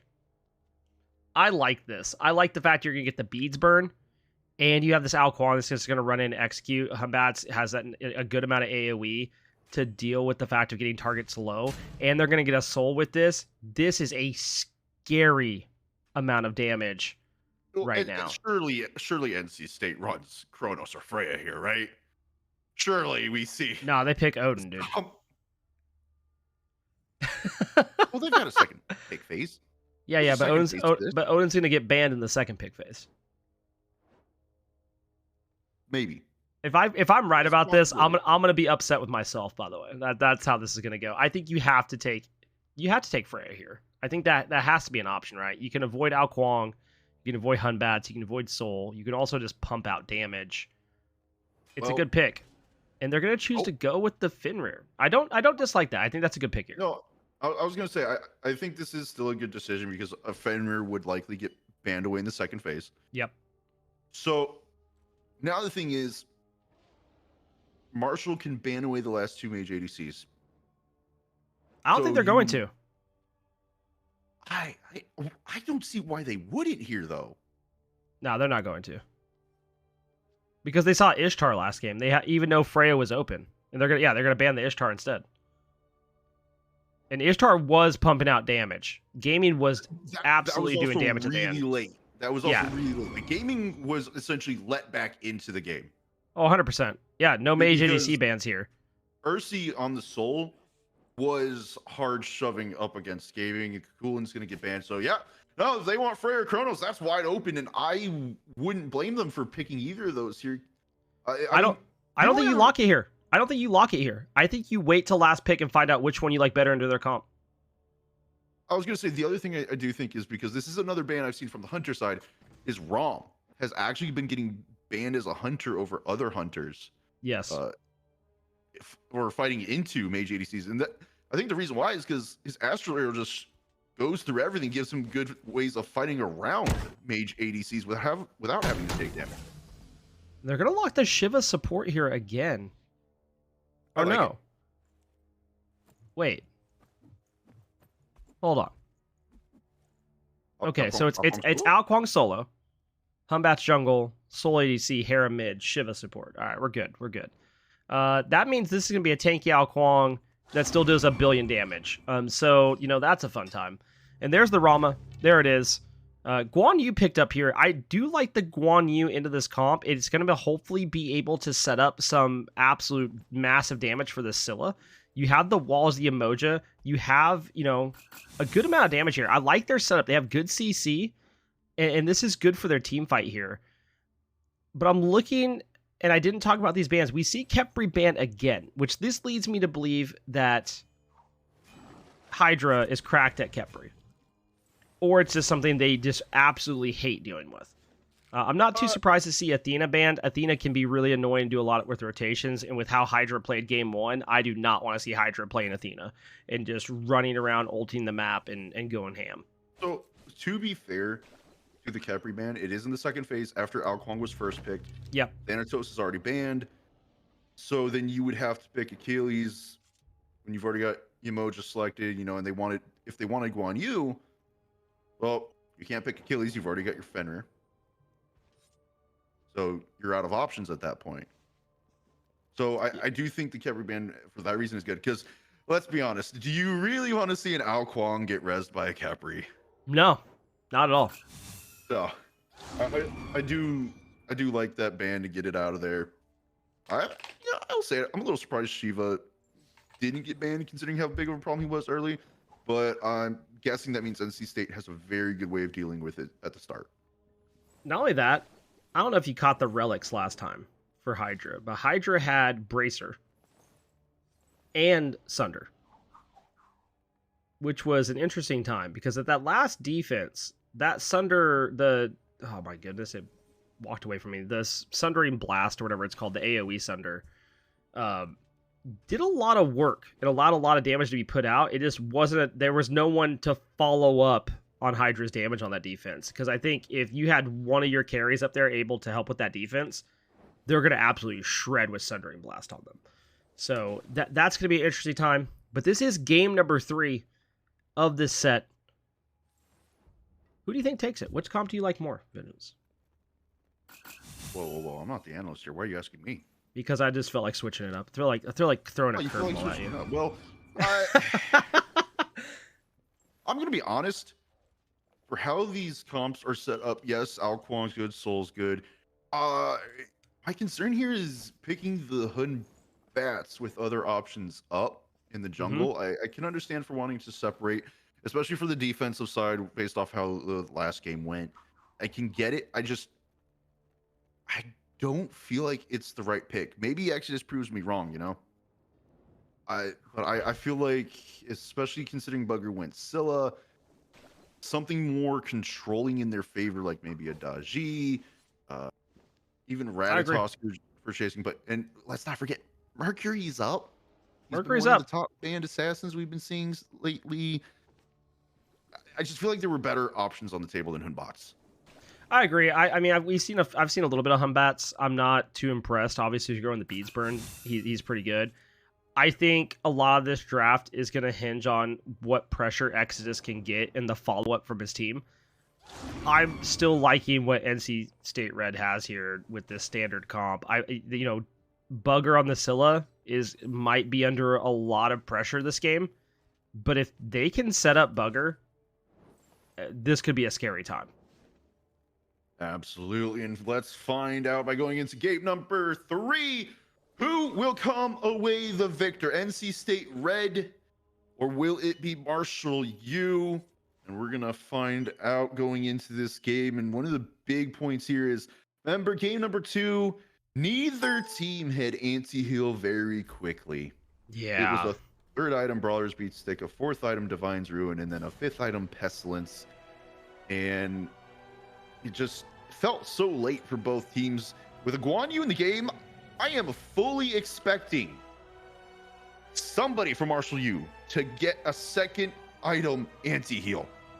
Yeah, I mean, you can't walk around with no anti-heal into a Guan Yu Yamoja comp.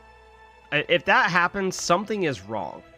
So we're gonna have to see how this goes. I mean, I am slightly concerned that we could see that again, but I'm hoping we don't, because I just can't. We saw the Lotus Sickle last game for Scorched. Guan Yu is going to be doing not only damage, but probably picking up something healing-wise too. There's a lot of good options. I just think you have to see the anti-heal within the first 2 to 3 items. Have to. Definitely interesting. And one thing, Partner Icy did a really good job on that King Arthur last game throughout the entire time. It wasn't like he was never down early. He was always ahead, rotated, stole 2 objectives from MarshalluECA. Just walking in, taking a look at his ability. I mean, he's going to start warding Sigil, going into tier 1 of either Genji's Guard or Oni Hunters early on to fight into Bowlings. This is going to be an interesting early duel between the two, because it's Death's Toll for some lifesteal versus mitigations already on a self-healing Guan Yu. Yeah, I'm excited for this matchup. I think we saw the Guan Yu band away last time for Fire and Icy, and this is going to be a fun time. I do want to mention, we see them pulling speed and back camps together this time, where NC State Red's going to go green to back camps. So a little bit of a difference here. I'm curious if this is because they want Hydra to be able to move faster to steal away the purple buff like he did last game. Yeah, I think so. And if it's also because the green buff provides healing for other camps. So they're just figuring it's faster to clear this than is the green buff. It gives, like, if it's that much faster too, you clear your purple buff faster, you get to their purple buff faster, or you get to lane faster. Now you've got all this pressure. So that may be an interesting way to go that we could see more teams start doing. Obviously, the green buff's nice to have for your support with healing, but here we go yet again. It's this time though, NC State said, nope, it's coming back to us. Good luck trying to steal. It took a tower shot, dude. They really wanted to secure it. I mean, it's better than it getting stolen away. You at least do get some golden XP off of it. Yeah, and this is a massive difference from game number 2, where there was already 2 kills on the board in game number 2. So nice change up here by NC State Red, learning from their actions last game. But now we see the duo in mid boxing out a little bit. And who do you think is going to get the better matchup here early on? I think it has to be Gibri on this Fenrir. Do you think there's a way that we're going to get Exodus to be able to play into this Fenrir, at least in the mid lane? I think he has to go duo side. It most likely will be a duo side gank at some point, but right now, Ursi and Hydra having all this pressure. We Scorched Gaming, they're like, we're not giving you guys up 2 kills early again. We're going to play it safe. We're going to play it smart, play to what our gods do, which I think is the right decision right now, because really until level 5, this damage is going to favor Ursi and Hydra, especially with the Bluestone on the support. But looking at this, already rotating over Exodus level 3, getting this white buff taken down. So, okay. Excuse me? No, that's for your support. The jungler's taking it away from Hydra, who could have used that to try and play a little more aggressive, but you know what? Okay, it's something that's going to have to get figured out at some point. Is left neutrals are going to be taken down by Exodus, it looks like. Gibri looking to kind of go that way, may come up a little bit late. Nope, he's not even going to try. He says, forget it. You can have him. I'm turning back around. Spend a little more time by the mid laner. He's going to rotate over with Bugger and find that, yep, they're definitely gone. The good news is they did get the right camps there in exchange. Obviously, the split was a little bit different, where Gibri is going to lose out on a little bit of farm, but that's just marginal farm. I think it's going to be okay here. But we do have a good matchup here in solo. I think this is going to be a good time. I'm curious to see how the team fights end up going. Guan Yu, mostly known for being a better team fighter, but Ao Kuang with this execute can be absolutely devastating to a team fight. Especially when he's able just to go up the air and drop on another carry and just basically say, this is the target I'm going on, and has his team engage. So we have to watch when those solos start rotating out. We still have a ways away from that, but it could be a scary time for either team once those solos are able to get out of there.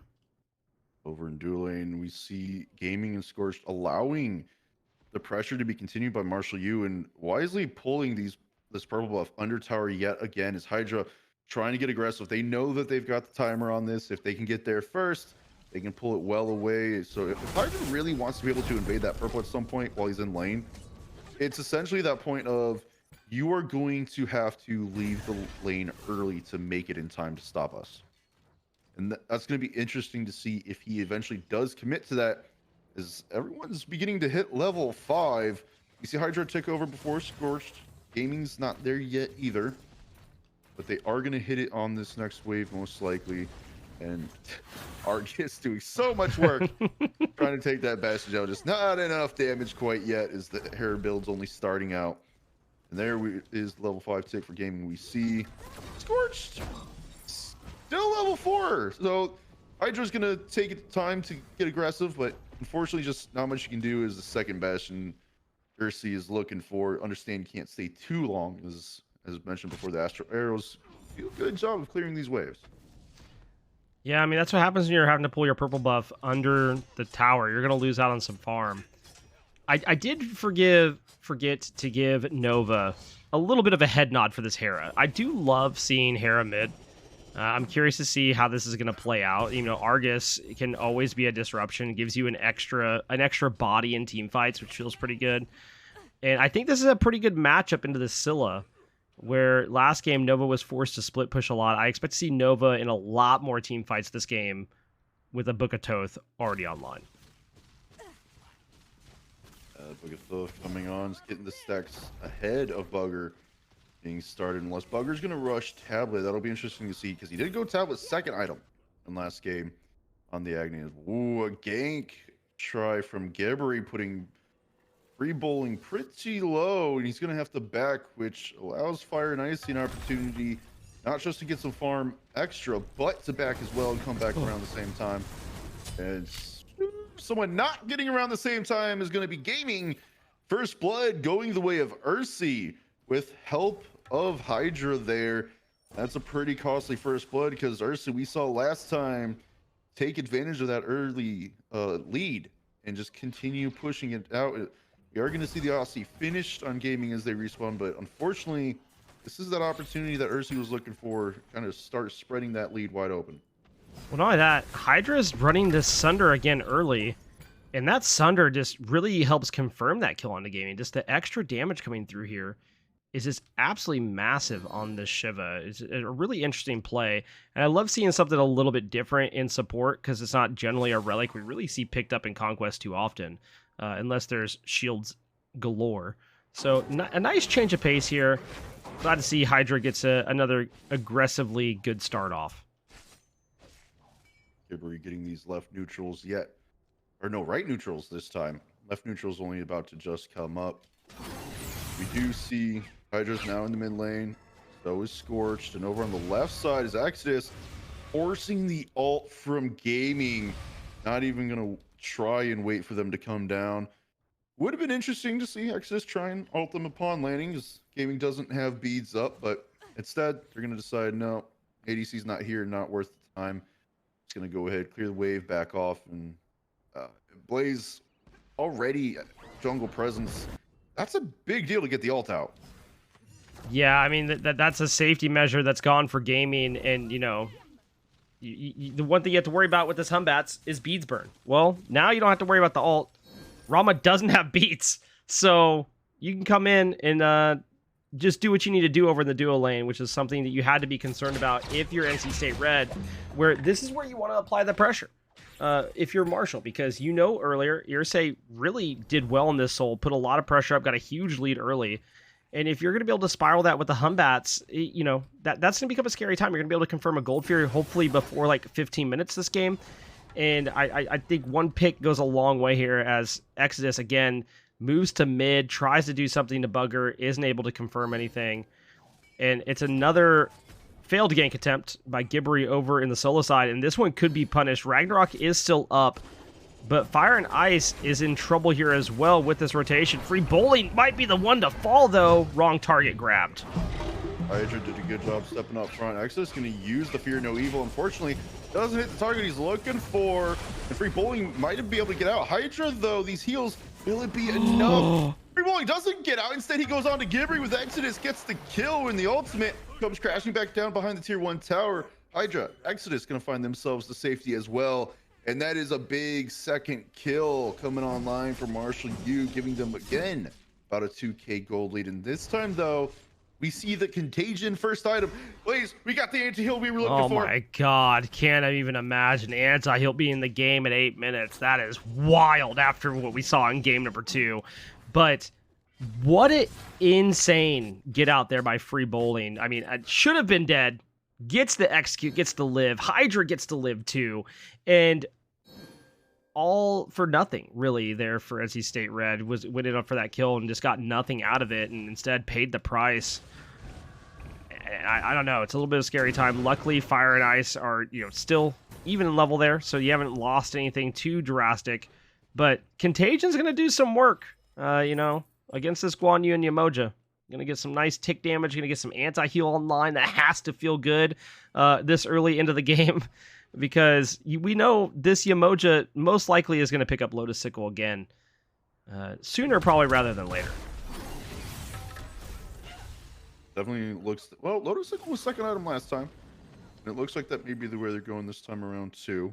Thebes start yet again, whereas Hydra opting for that Prophetic. In the meantime, though, the dual lane is Aussie versus Bancroft. Tier 2, probably yet again Rage for gaming. With a full Telekines, and oh, look at that already. Into a third item as well. And this is where that level half, 2-level lead, it's just coming up big for Marshall's ADC just from the early kill.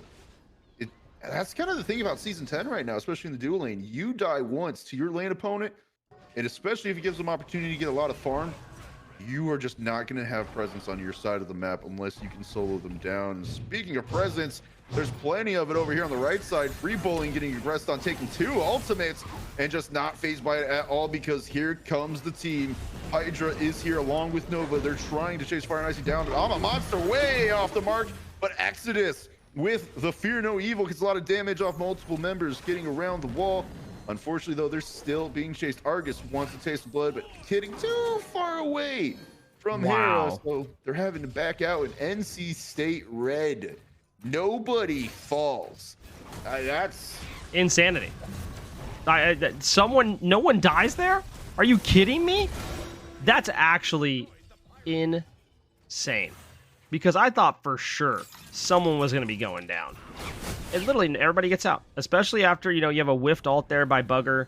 You think he's going to pay the price? No. Riptides go good. I mean, everything went well in their favor on that retreat, but they did lose a Pyromancer, and now Marshall is over here pulling the Gold Fury as well, and I don't think they're going to be able to get both for free.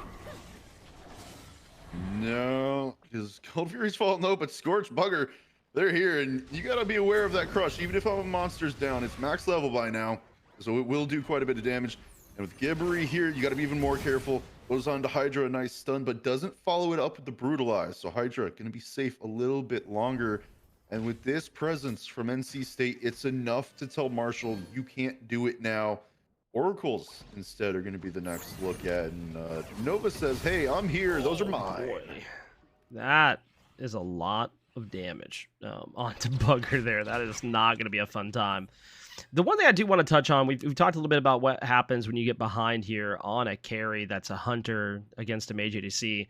And the problem is you kind of want to go into rage on this second item, and it costs a good bit of money to get into going. But not only that, then you have to get it stacked. And if you're not able to get the kills, it doesn't matter. And that was something that we did see gaming struggle with during game number 2. So I'm a little bit concerned here about the rage being the item again. I'm hoping maybe you decide to go Demon Blade or something else that's at least online and you can use, and you don't have to worry so much about getting those stacks. But I'm pretty sure it's going to be a rage, because at least allows you to swing back into the mage ADC pretty well. It just takes a bit to get it stacked and online. Oh, here's the other problem about it.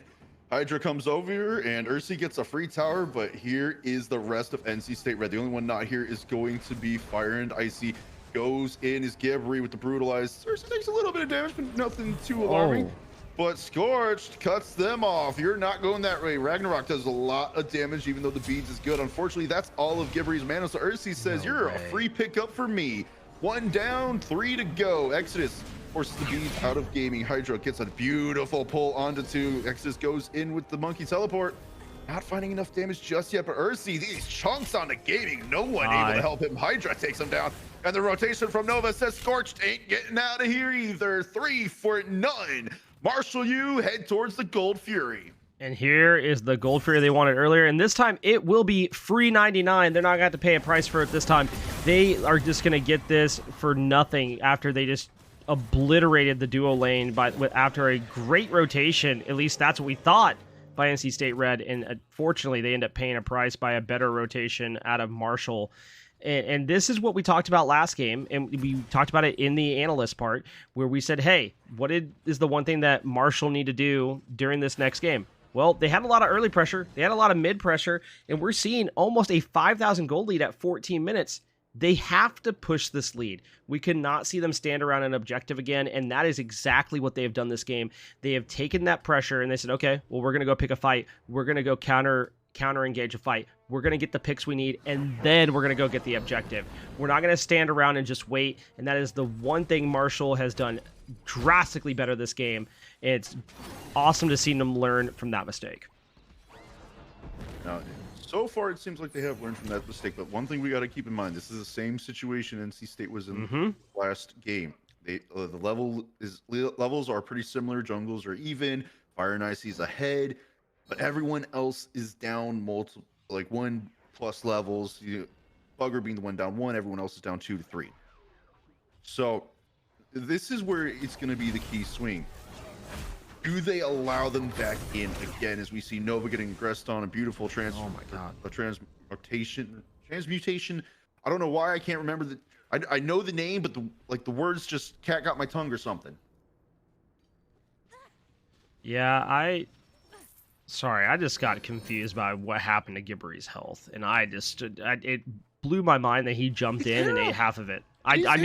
Dude, I know, but like it just went away, and that would, like my brain goes, if I'm the Fenrir, I am sad right now.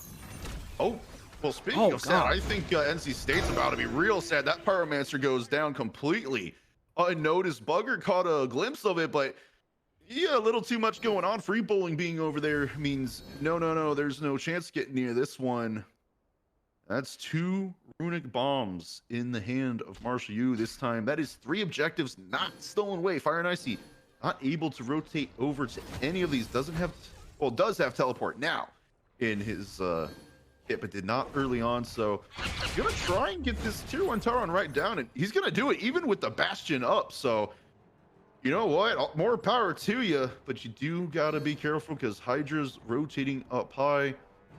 But Gibri doing a good job of holding 2 from rotating over, as Hydra and Free Bowling both are looking for opportunity around the Fire Giant. Gibri is well known thanks to that ward. Nova coming on the back end off the mark with the transmutation, and instead Amamash is going to be popped, but a beautiful Fear No Weaver. Bugger goes down to Exodus. Gibri picks up Nova with the Ragnarok, trying to get something in return. Will do so successfully, leap away. It's mid for mid. And honestly, for NC State Red, that is a good situation. Yes, you lost your mid, but you punished them right back. Towers are even, 1 down in duo, 1 down in solo. And oh, NC State, do they really Icy wants to keep this going? Yeah, I don't know if Marshall want this fight. You know that Fire and Ice does have the ult. If they're grouped up and he has the follow-up damage behind him, this could go bad very quickly. NC State Red are going to try to defend this tower, though. And this is something that we saw last game where the defenses went in their favor, but this time that is not going to be the case. That tier 1 tower in mid is going to fall much earlier. And my big question for them this time is, again, what are they going to do with these runic bombs? We've seen them sit in inventories for literally 10 plus minutes last game. And what's the plan? Is it to just hold them for a big objective like Fire Giant, or are they waiting to hold them for Phoenixes? Either which way, I get it. But when you have 2, it might be at least using one of them, as Hydra is now in trouble here with NC State Red chasing him down, but I think he gets out anyways. Yeah, there's not a whole lot to be done there, but NC State Red down 4,000 gold. Oh, Hydra, very careful here. I'm going to say I think it's good for him that Fire and Ice is the only one who turned to really try and keep him in check, because if Scorch had placed a nice portal, Hydra would have been stuck in between 3 members. And there's one thing I want to talk about here. This ADC build. Gaming has Rage online, but he's not rotating over. Nope. And this is the problem. This is what I was talking about. Like it's a problem with hunters right now. When you want to go against these mage ADCs, you feel like you have to buy Rage. You do. And then you buy Rage, but like in order to stack Rage, you either have to start being able to get the 1v1 kills, or you have to rotate to this team fight, but you can't afford to rotate it to the team fight when you're 3 levels down. No, especially with free bowling being at these fights, you don't want an Ao Kuang picking up your ADC with the ultimate, executing them, and going, who's my next? Oh, there's Bugger. Just landing on top of him now, you just free damage. And Bugger, yet again, running this double book combo. And I can understand tablet on some gods, not Scylla. Yeah, it's an interesting time. I don't think that's the move. I don't play a lot of mid, but I just don't think that feels particularly great. Maybe we see it pop off later on in the game, but as of right now, that has not been the case. But we are going to see a rotation finally out of gaming here. But this tier 1 tower has everything up. Both bastions are up. They're attacking this tower. They do not have the runic bomb on their side. Could be a little bit of a scary time. Luckily, they do have the emoji healing. But this is a 5v5 I'm not sure NC State Red should feel 100% confident about. No, and they definitely don't. They backed way up once they realized this was a 5v5 and not a numbers advantage, especially with Bastions there. Oh, the blink in. Exodus going to connect with 2 on the Fear No Evil. Ragnarok, though, is going to pick him up. Beads goes down. Fire and Icy using the ultimate to get out of danger, about free bowling. Takes Scorch Balls out with the execute. Going to go land. Does not land successfully onto anybody. Bugger, though. Knock up from Hydra. Will finally fall down to bowling for a double kill. Gibri goes in, but oh my goodness, Nova and Ursi. The damage just erases Gibri in mere seconds. And it leaves 2 left standing. This mid Phoenix is the target 20 minutes in. And MarshalluECA have made a statement in game number 3. Yeah, they took game number 2's situation seriously about not being able to push the lead that they had, and they said, we cannot let that happen again. You have a 7,000 gold lead, you're heading to Fire Giant, it's only going to get bigger. You have the mid Phoenix right now. This is a drastic change from what we saw last time, and not the sense that we saw their aggression last time, we saw them get a lead last time, but this time they're taking that lead and they're executing off of it. It's just much better play here out of Marshall. They know what to do with their lead, and they're forcing it. First Fire Giant, unlike game number 2, 21 minutes. We didn't see the first one go down after 30, and Exodus looking over at Primal, being very aware of the map. Oh, Ghost. Oh, God. Okay, I was like, oh my, I thought he was dead, dude. I thought he was dead. Holy. Exodus would be feeling himself if he genuinely wanted to take that 1v2. So that was Fire and Icy sitting there, and I don't think that would have gone too well. The Primal Fury as well going to go the way of MarshalluECA. They ignored the Pyromancer to come this far. Nope, they don't have any runic bombs anymore. They use those pushing up that mid lane. But one thing I do want to talk about, lack of anti-heal again against not just the Shiva and Soul, in Ao Kwong. Yep, again, it's just the Divine. You know, just one this time, and this time it happens to be on Bugger. And that just got built. Yeah, it just got built. You know, if Scylla's be able to hit everything, it's going to feel great. You got to build it. Yeah, I mean, you have to build it if you're the Scylla in the mid lane. I just think there has to be another anti-heal item, right? Like, I mean, Guan Yu doesn't have Contagion. I'm hoping that Earring tier 1 gets sold for it. We see the Sickle over there for him, but this is a scary time. I mean, you need the anti-heal. Someone has to buy it. It cannot just be a Divine Rune. Oh, this... Oh, no. Look how behind NC State are on the rotations. They are so split across the map. Ursi's already taken tier 1 and right down. They're pushing the tier 2. Fire and Icy's half health. Has to use the ult to get out. They're already set up to perfectly take a tier 2 and push for a Phoenix. Gaming finally backs, comes up to the right side. But they're just so split at the moment. Bugger so far up. They have to be careful because this Phoenix, they still have a runic bomb. That's going to go down quick if no one's there. And Scorched is the one dealing with minions in mid. Yeah, this is a bad time for NC State Red. This is their time. If they're going to make a statement about how to stay in this game, it has to be here. But there are fire minions assaulting the minion wave in mid, looking to push into that Titan room. The defense is not going to be an easy one. It has to be pin perfect here, especially when there's a runic bomb involved. And instead, Marshall decides just to back. I think they saw that they weren't going to get an easy in like they were wanting. We do have to remember, this is still a Scylla in the game who only has 3 stacks on Tablet of Destinies. Yeah. I'm not going to talk about that anymore. Just pointing that out. But it's still, the Crush still does a lot of damage.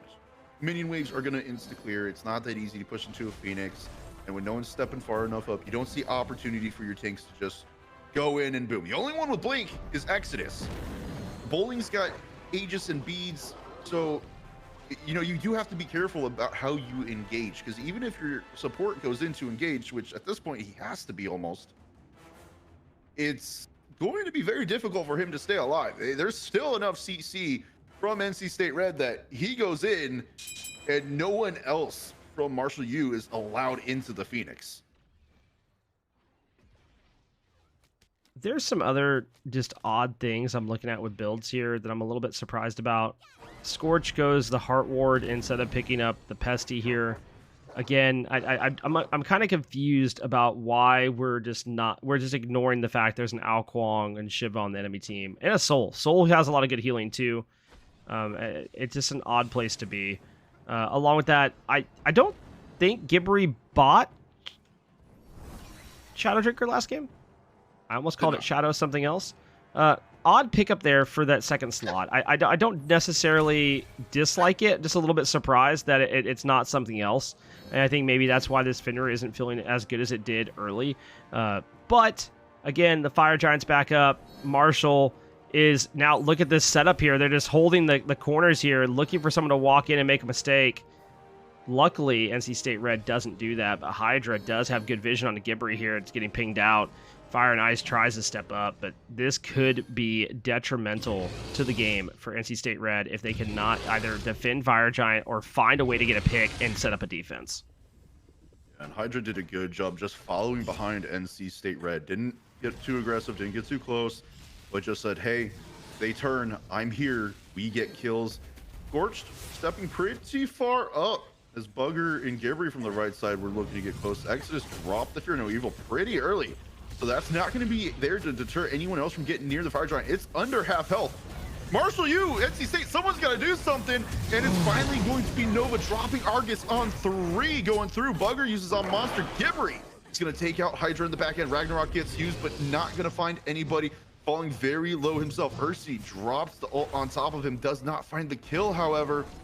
And with that 1 kill in favor of NC State, Marshall, you are the ones on the back foot. Scourge cuts Nova off with a beautiful ult, though. Will it be enough damage in time? So far, not. But now the damage coming through. Gaming getting some crits in there now with 2 stacks onto that Rage.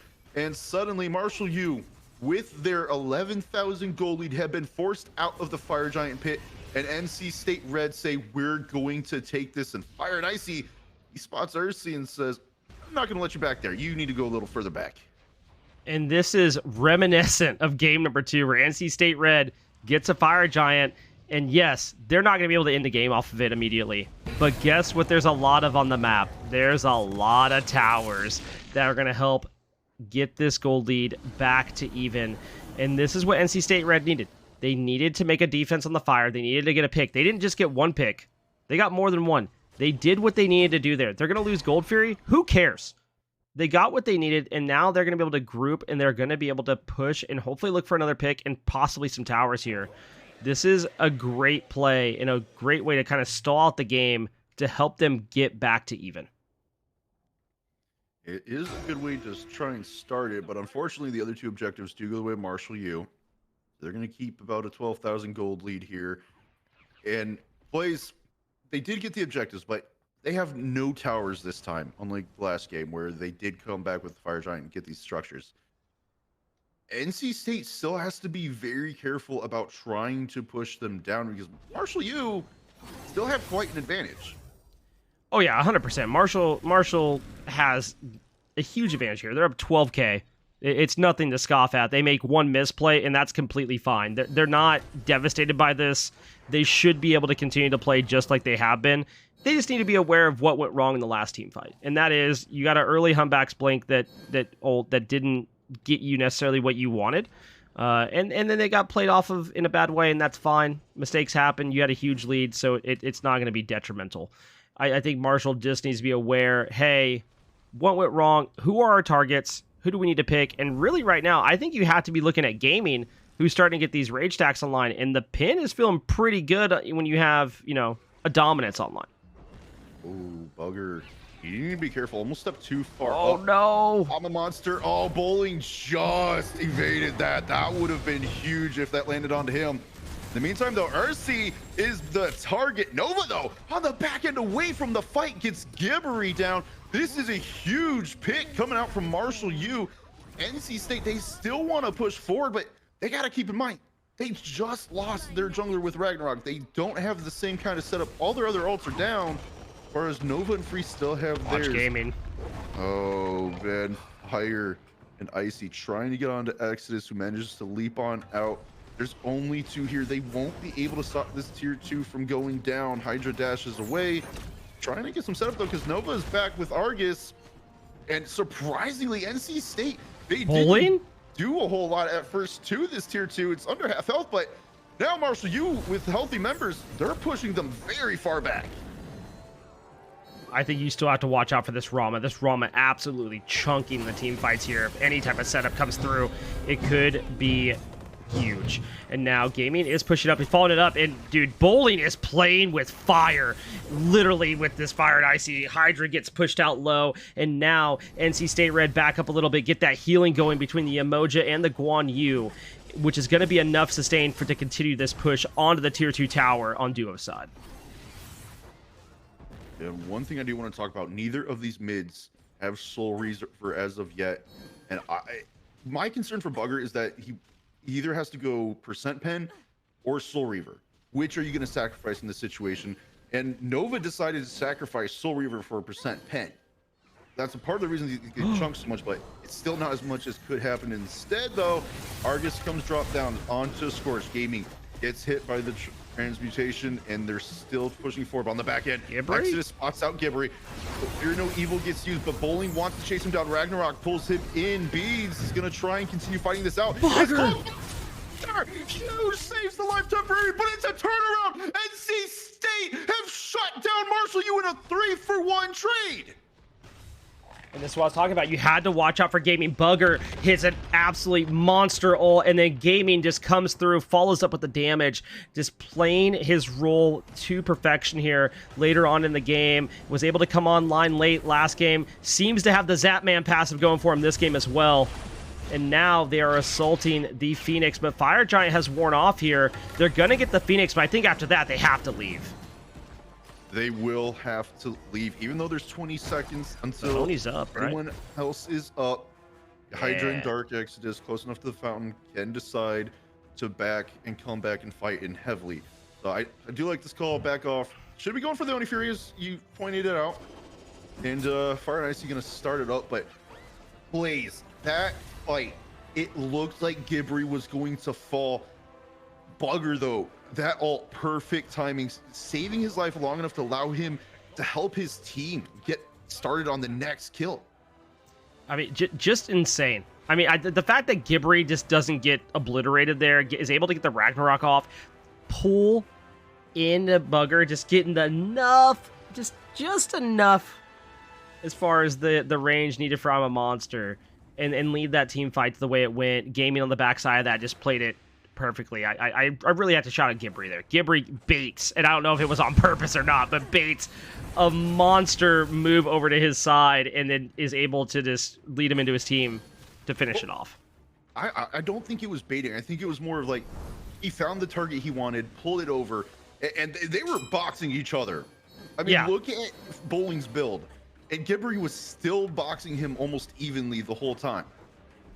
Bowling did end up having a little bit of help sooner, but man, that is a huge turnaround, and sometimes that's all it takes is one big ult from your mid lane mage with that burst damage. Next thing you know, it's turned head over heels, and they're down 8k gold still. Yeah, yet they're still fighting like this. It just shows the mentality they have, and this Fire Giant is going to be very important because this is enhanced. If the team that gets this may be able to end the game, and one thing I want to talk about is 2 runic bombs on Marshall U. Yeah, I mean, two runic bombs on Marshall U is great, but there's Fire Giant wave pushing left side. There's one on the Titan right now. Someone has to back. This is now a 5v4, and they have to pull fire. So NC State Red, it doesn't matter. They are down 12,000 gold, by the way. They have been fighting back, and they are not going to let this game end without a massive fight over the Fire Giant. This is a 5v4. They have to be looking for a pick here, and the question is, who are they going to find first? Oh, Marshall U doing a rotation clockwise from right to left, but Fire and Icy has said, I found 2. Let's go after these ones. Bowling gonna use his own teleport to get out. Percy, the separate, allows him to get away. Unfortunately for NC State, the ult from Scorch wasn't able to keep anyone in, so they don't find the immediate pick that they're looking for. But left side has been shoved up enough that we do see Exodus come back. Problem is, how long is that really gonna last? Because this Titan is already taking quite a bit of poke. It's lost about 1/3 of its health. If they distract long enough, Marshall U may lose to fire minions. As NC State, they are constantly pushing further and further up. Hydra almost getting caught out alone, but able to regroup with the team. And ooh, that burst damage, but there's no anti-heal. So Fire and Icy says, doesn't really affect me. That was a good crush there. And this is the problem that Marshall has to play with, is the fact that NC State Red can just stall this out and continue to let these Fire Giant waves push.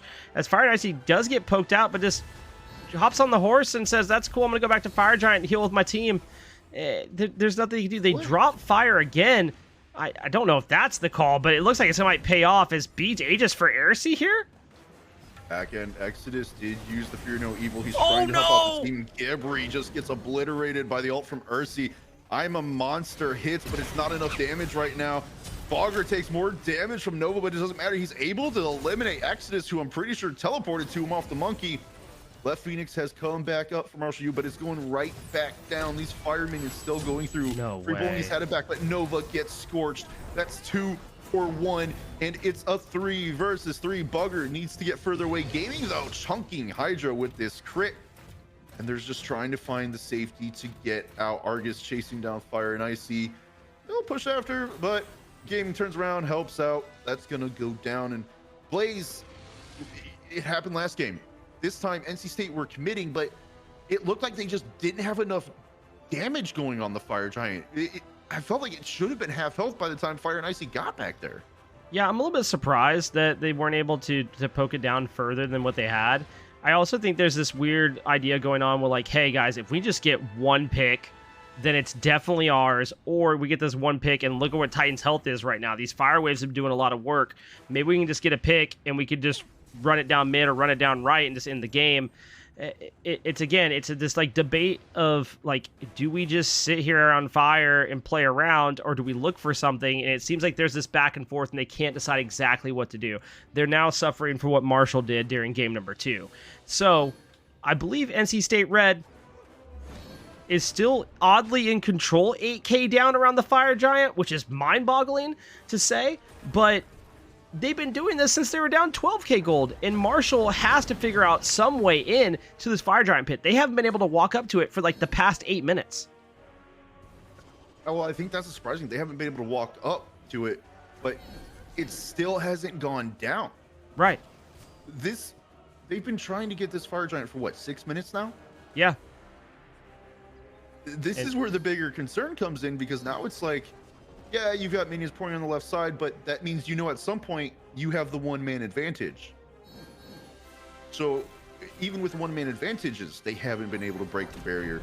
Marshall's still staying alive, still not letting them take Fire Giant. At some point, NC State, I feel like they either need to break off and go after a tower, like they could on the right side. Right. Or they need to just commit to something fully. Like right now, if you're going to see the Alquang pop up on the map, full commit to the Fire Giant or full commit to the fight. And Exodus, he's all alone right now. If they recognize this, they may be able to turn and burn, as NC State does take Pyromancer down, gets themselves a Runic Bomb, but still no commitment. No, they're still standing around. Someone just picked up the Runic Bomb. That was a long time to wait to pick it up. But again, now they're dancing around this fire. They know that not everybody's there. Al Kwong is in left. And I think part of the thing is maybe they need to get some deep wards around this back camp to find out who's backing, so they know who they're fighting against. And there's the Argus coming through onto the Fire Giant. But Fire and Icy likes his chances of chasing down with the cavalry charge on the Nova, and Gaming goes up in the air. Nice. There it is. Fire and Icy will finally finish Nova off. They're looking to take more. They just completely abandoned Dark. Exodus, low health, has decided to rotate all the way over to the left side speed buff to try and get some health back. But now with that push, NC State Red has found the gap to try and finally take this Fire Giant down. But look at this, too, still stepping up. There's no vision showing that they're there. But it looks like Gibbery turned around and decided to go out, and Ursi and the Hydra say, you know what, never mind, we're not going to contest. But that's enhanced on all of NC State Red, and it looks like I'm a Monster was used to secure just in case someone was lurking around. Yeah, a little surprised that they used I'm a Monster there. They had pretty good ward vision around fire on the aggressive side, but I think you just play it safe, make sure you get it, and now you're going to see these Tower and Phoenix just get absolutely melted here, as it's still a 4v5 for quite some time, and NC State Red could look for another pick here as Exodus gets a huge Fear No Evil. Gets it in, but takes a lot of poke. In return, Gibbery uses the Ragnar, trying to find a pick. Won't be able to do so. He's going to let it go down. Instead, NC State's going to move towards this left side. Phoenix, they want to find something. Bowling did a good job making sure it stays up. But unfortunately, oh my god. Fire Giant Bugger with the crush takes Bowling out. Gibbery going on to Hydra, keeping him separated from the team. But Nova playing over towards that side as well. The Phoenix getting taken down, and it goes away instantly. NC State, they say, we're not going to get greedy, though.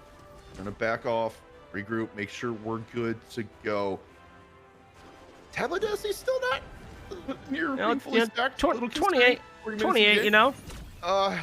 We're making some progress. One thing that's not concerning is the pressure they have. I mean, look at this mid and left lane. Nova's having to deal with both waves just to try and help, which means the rest of the team.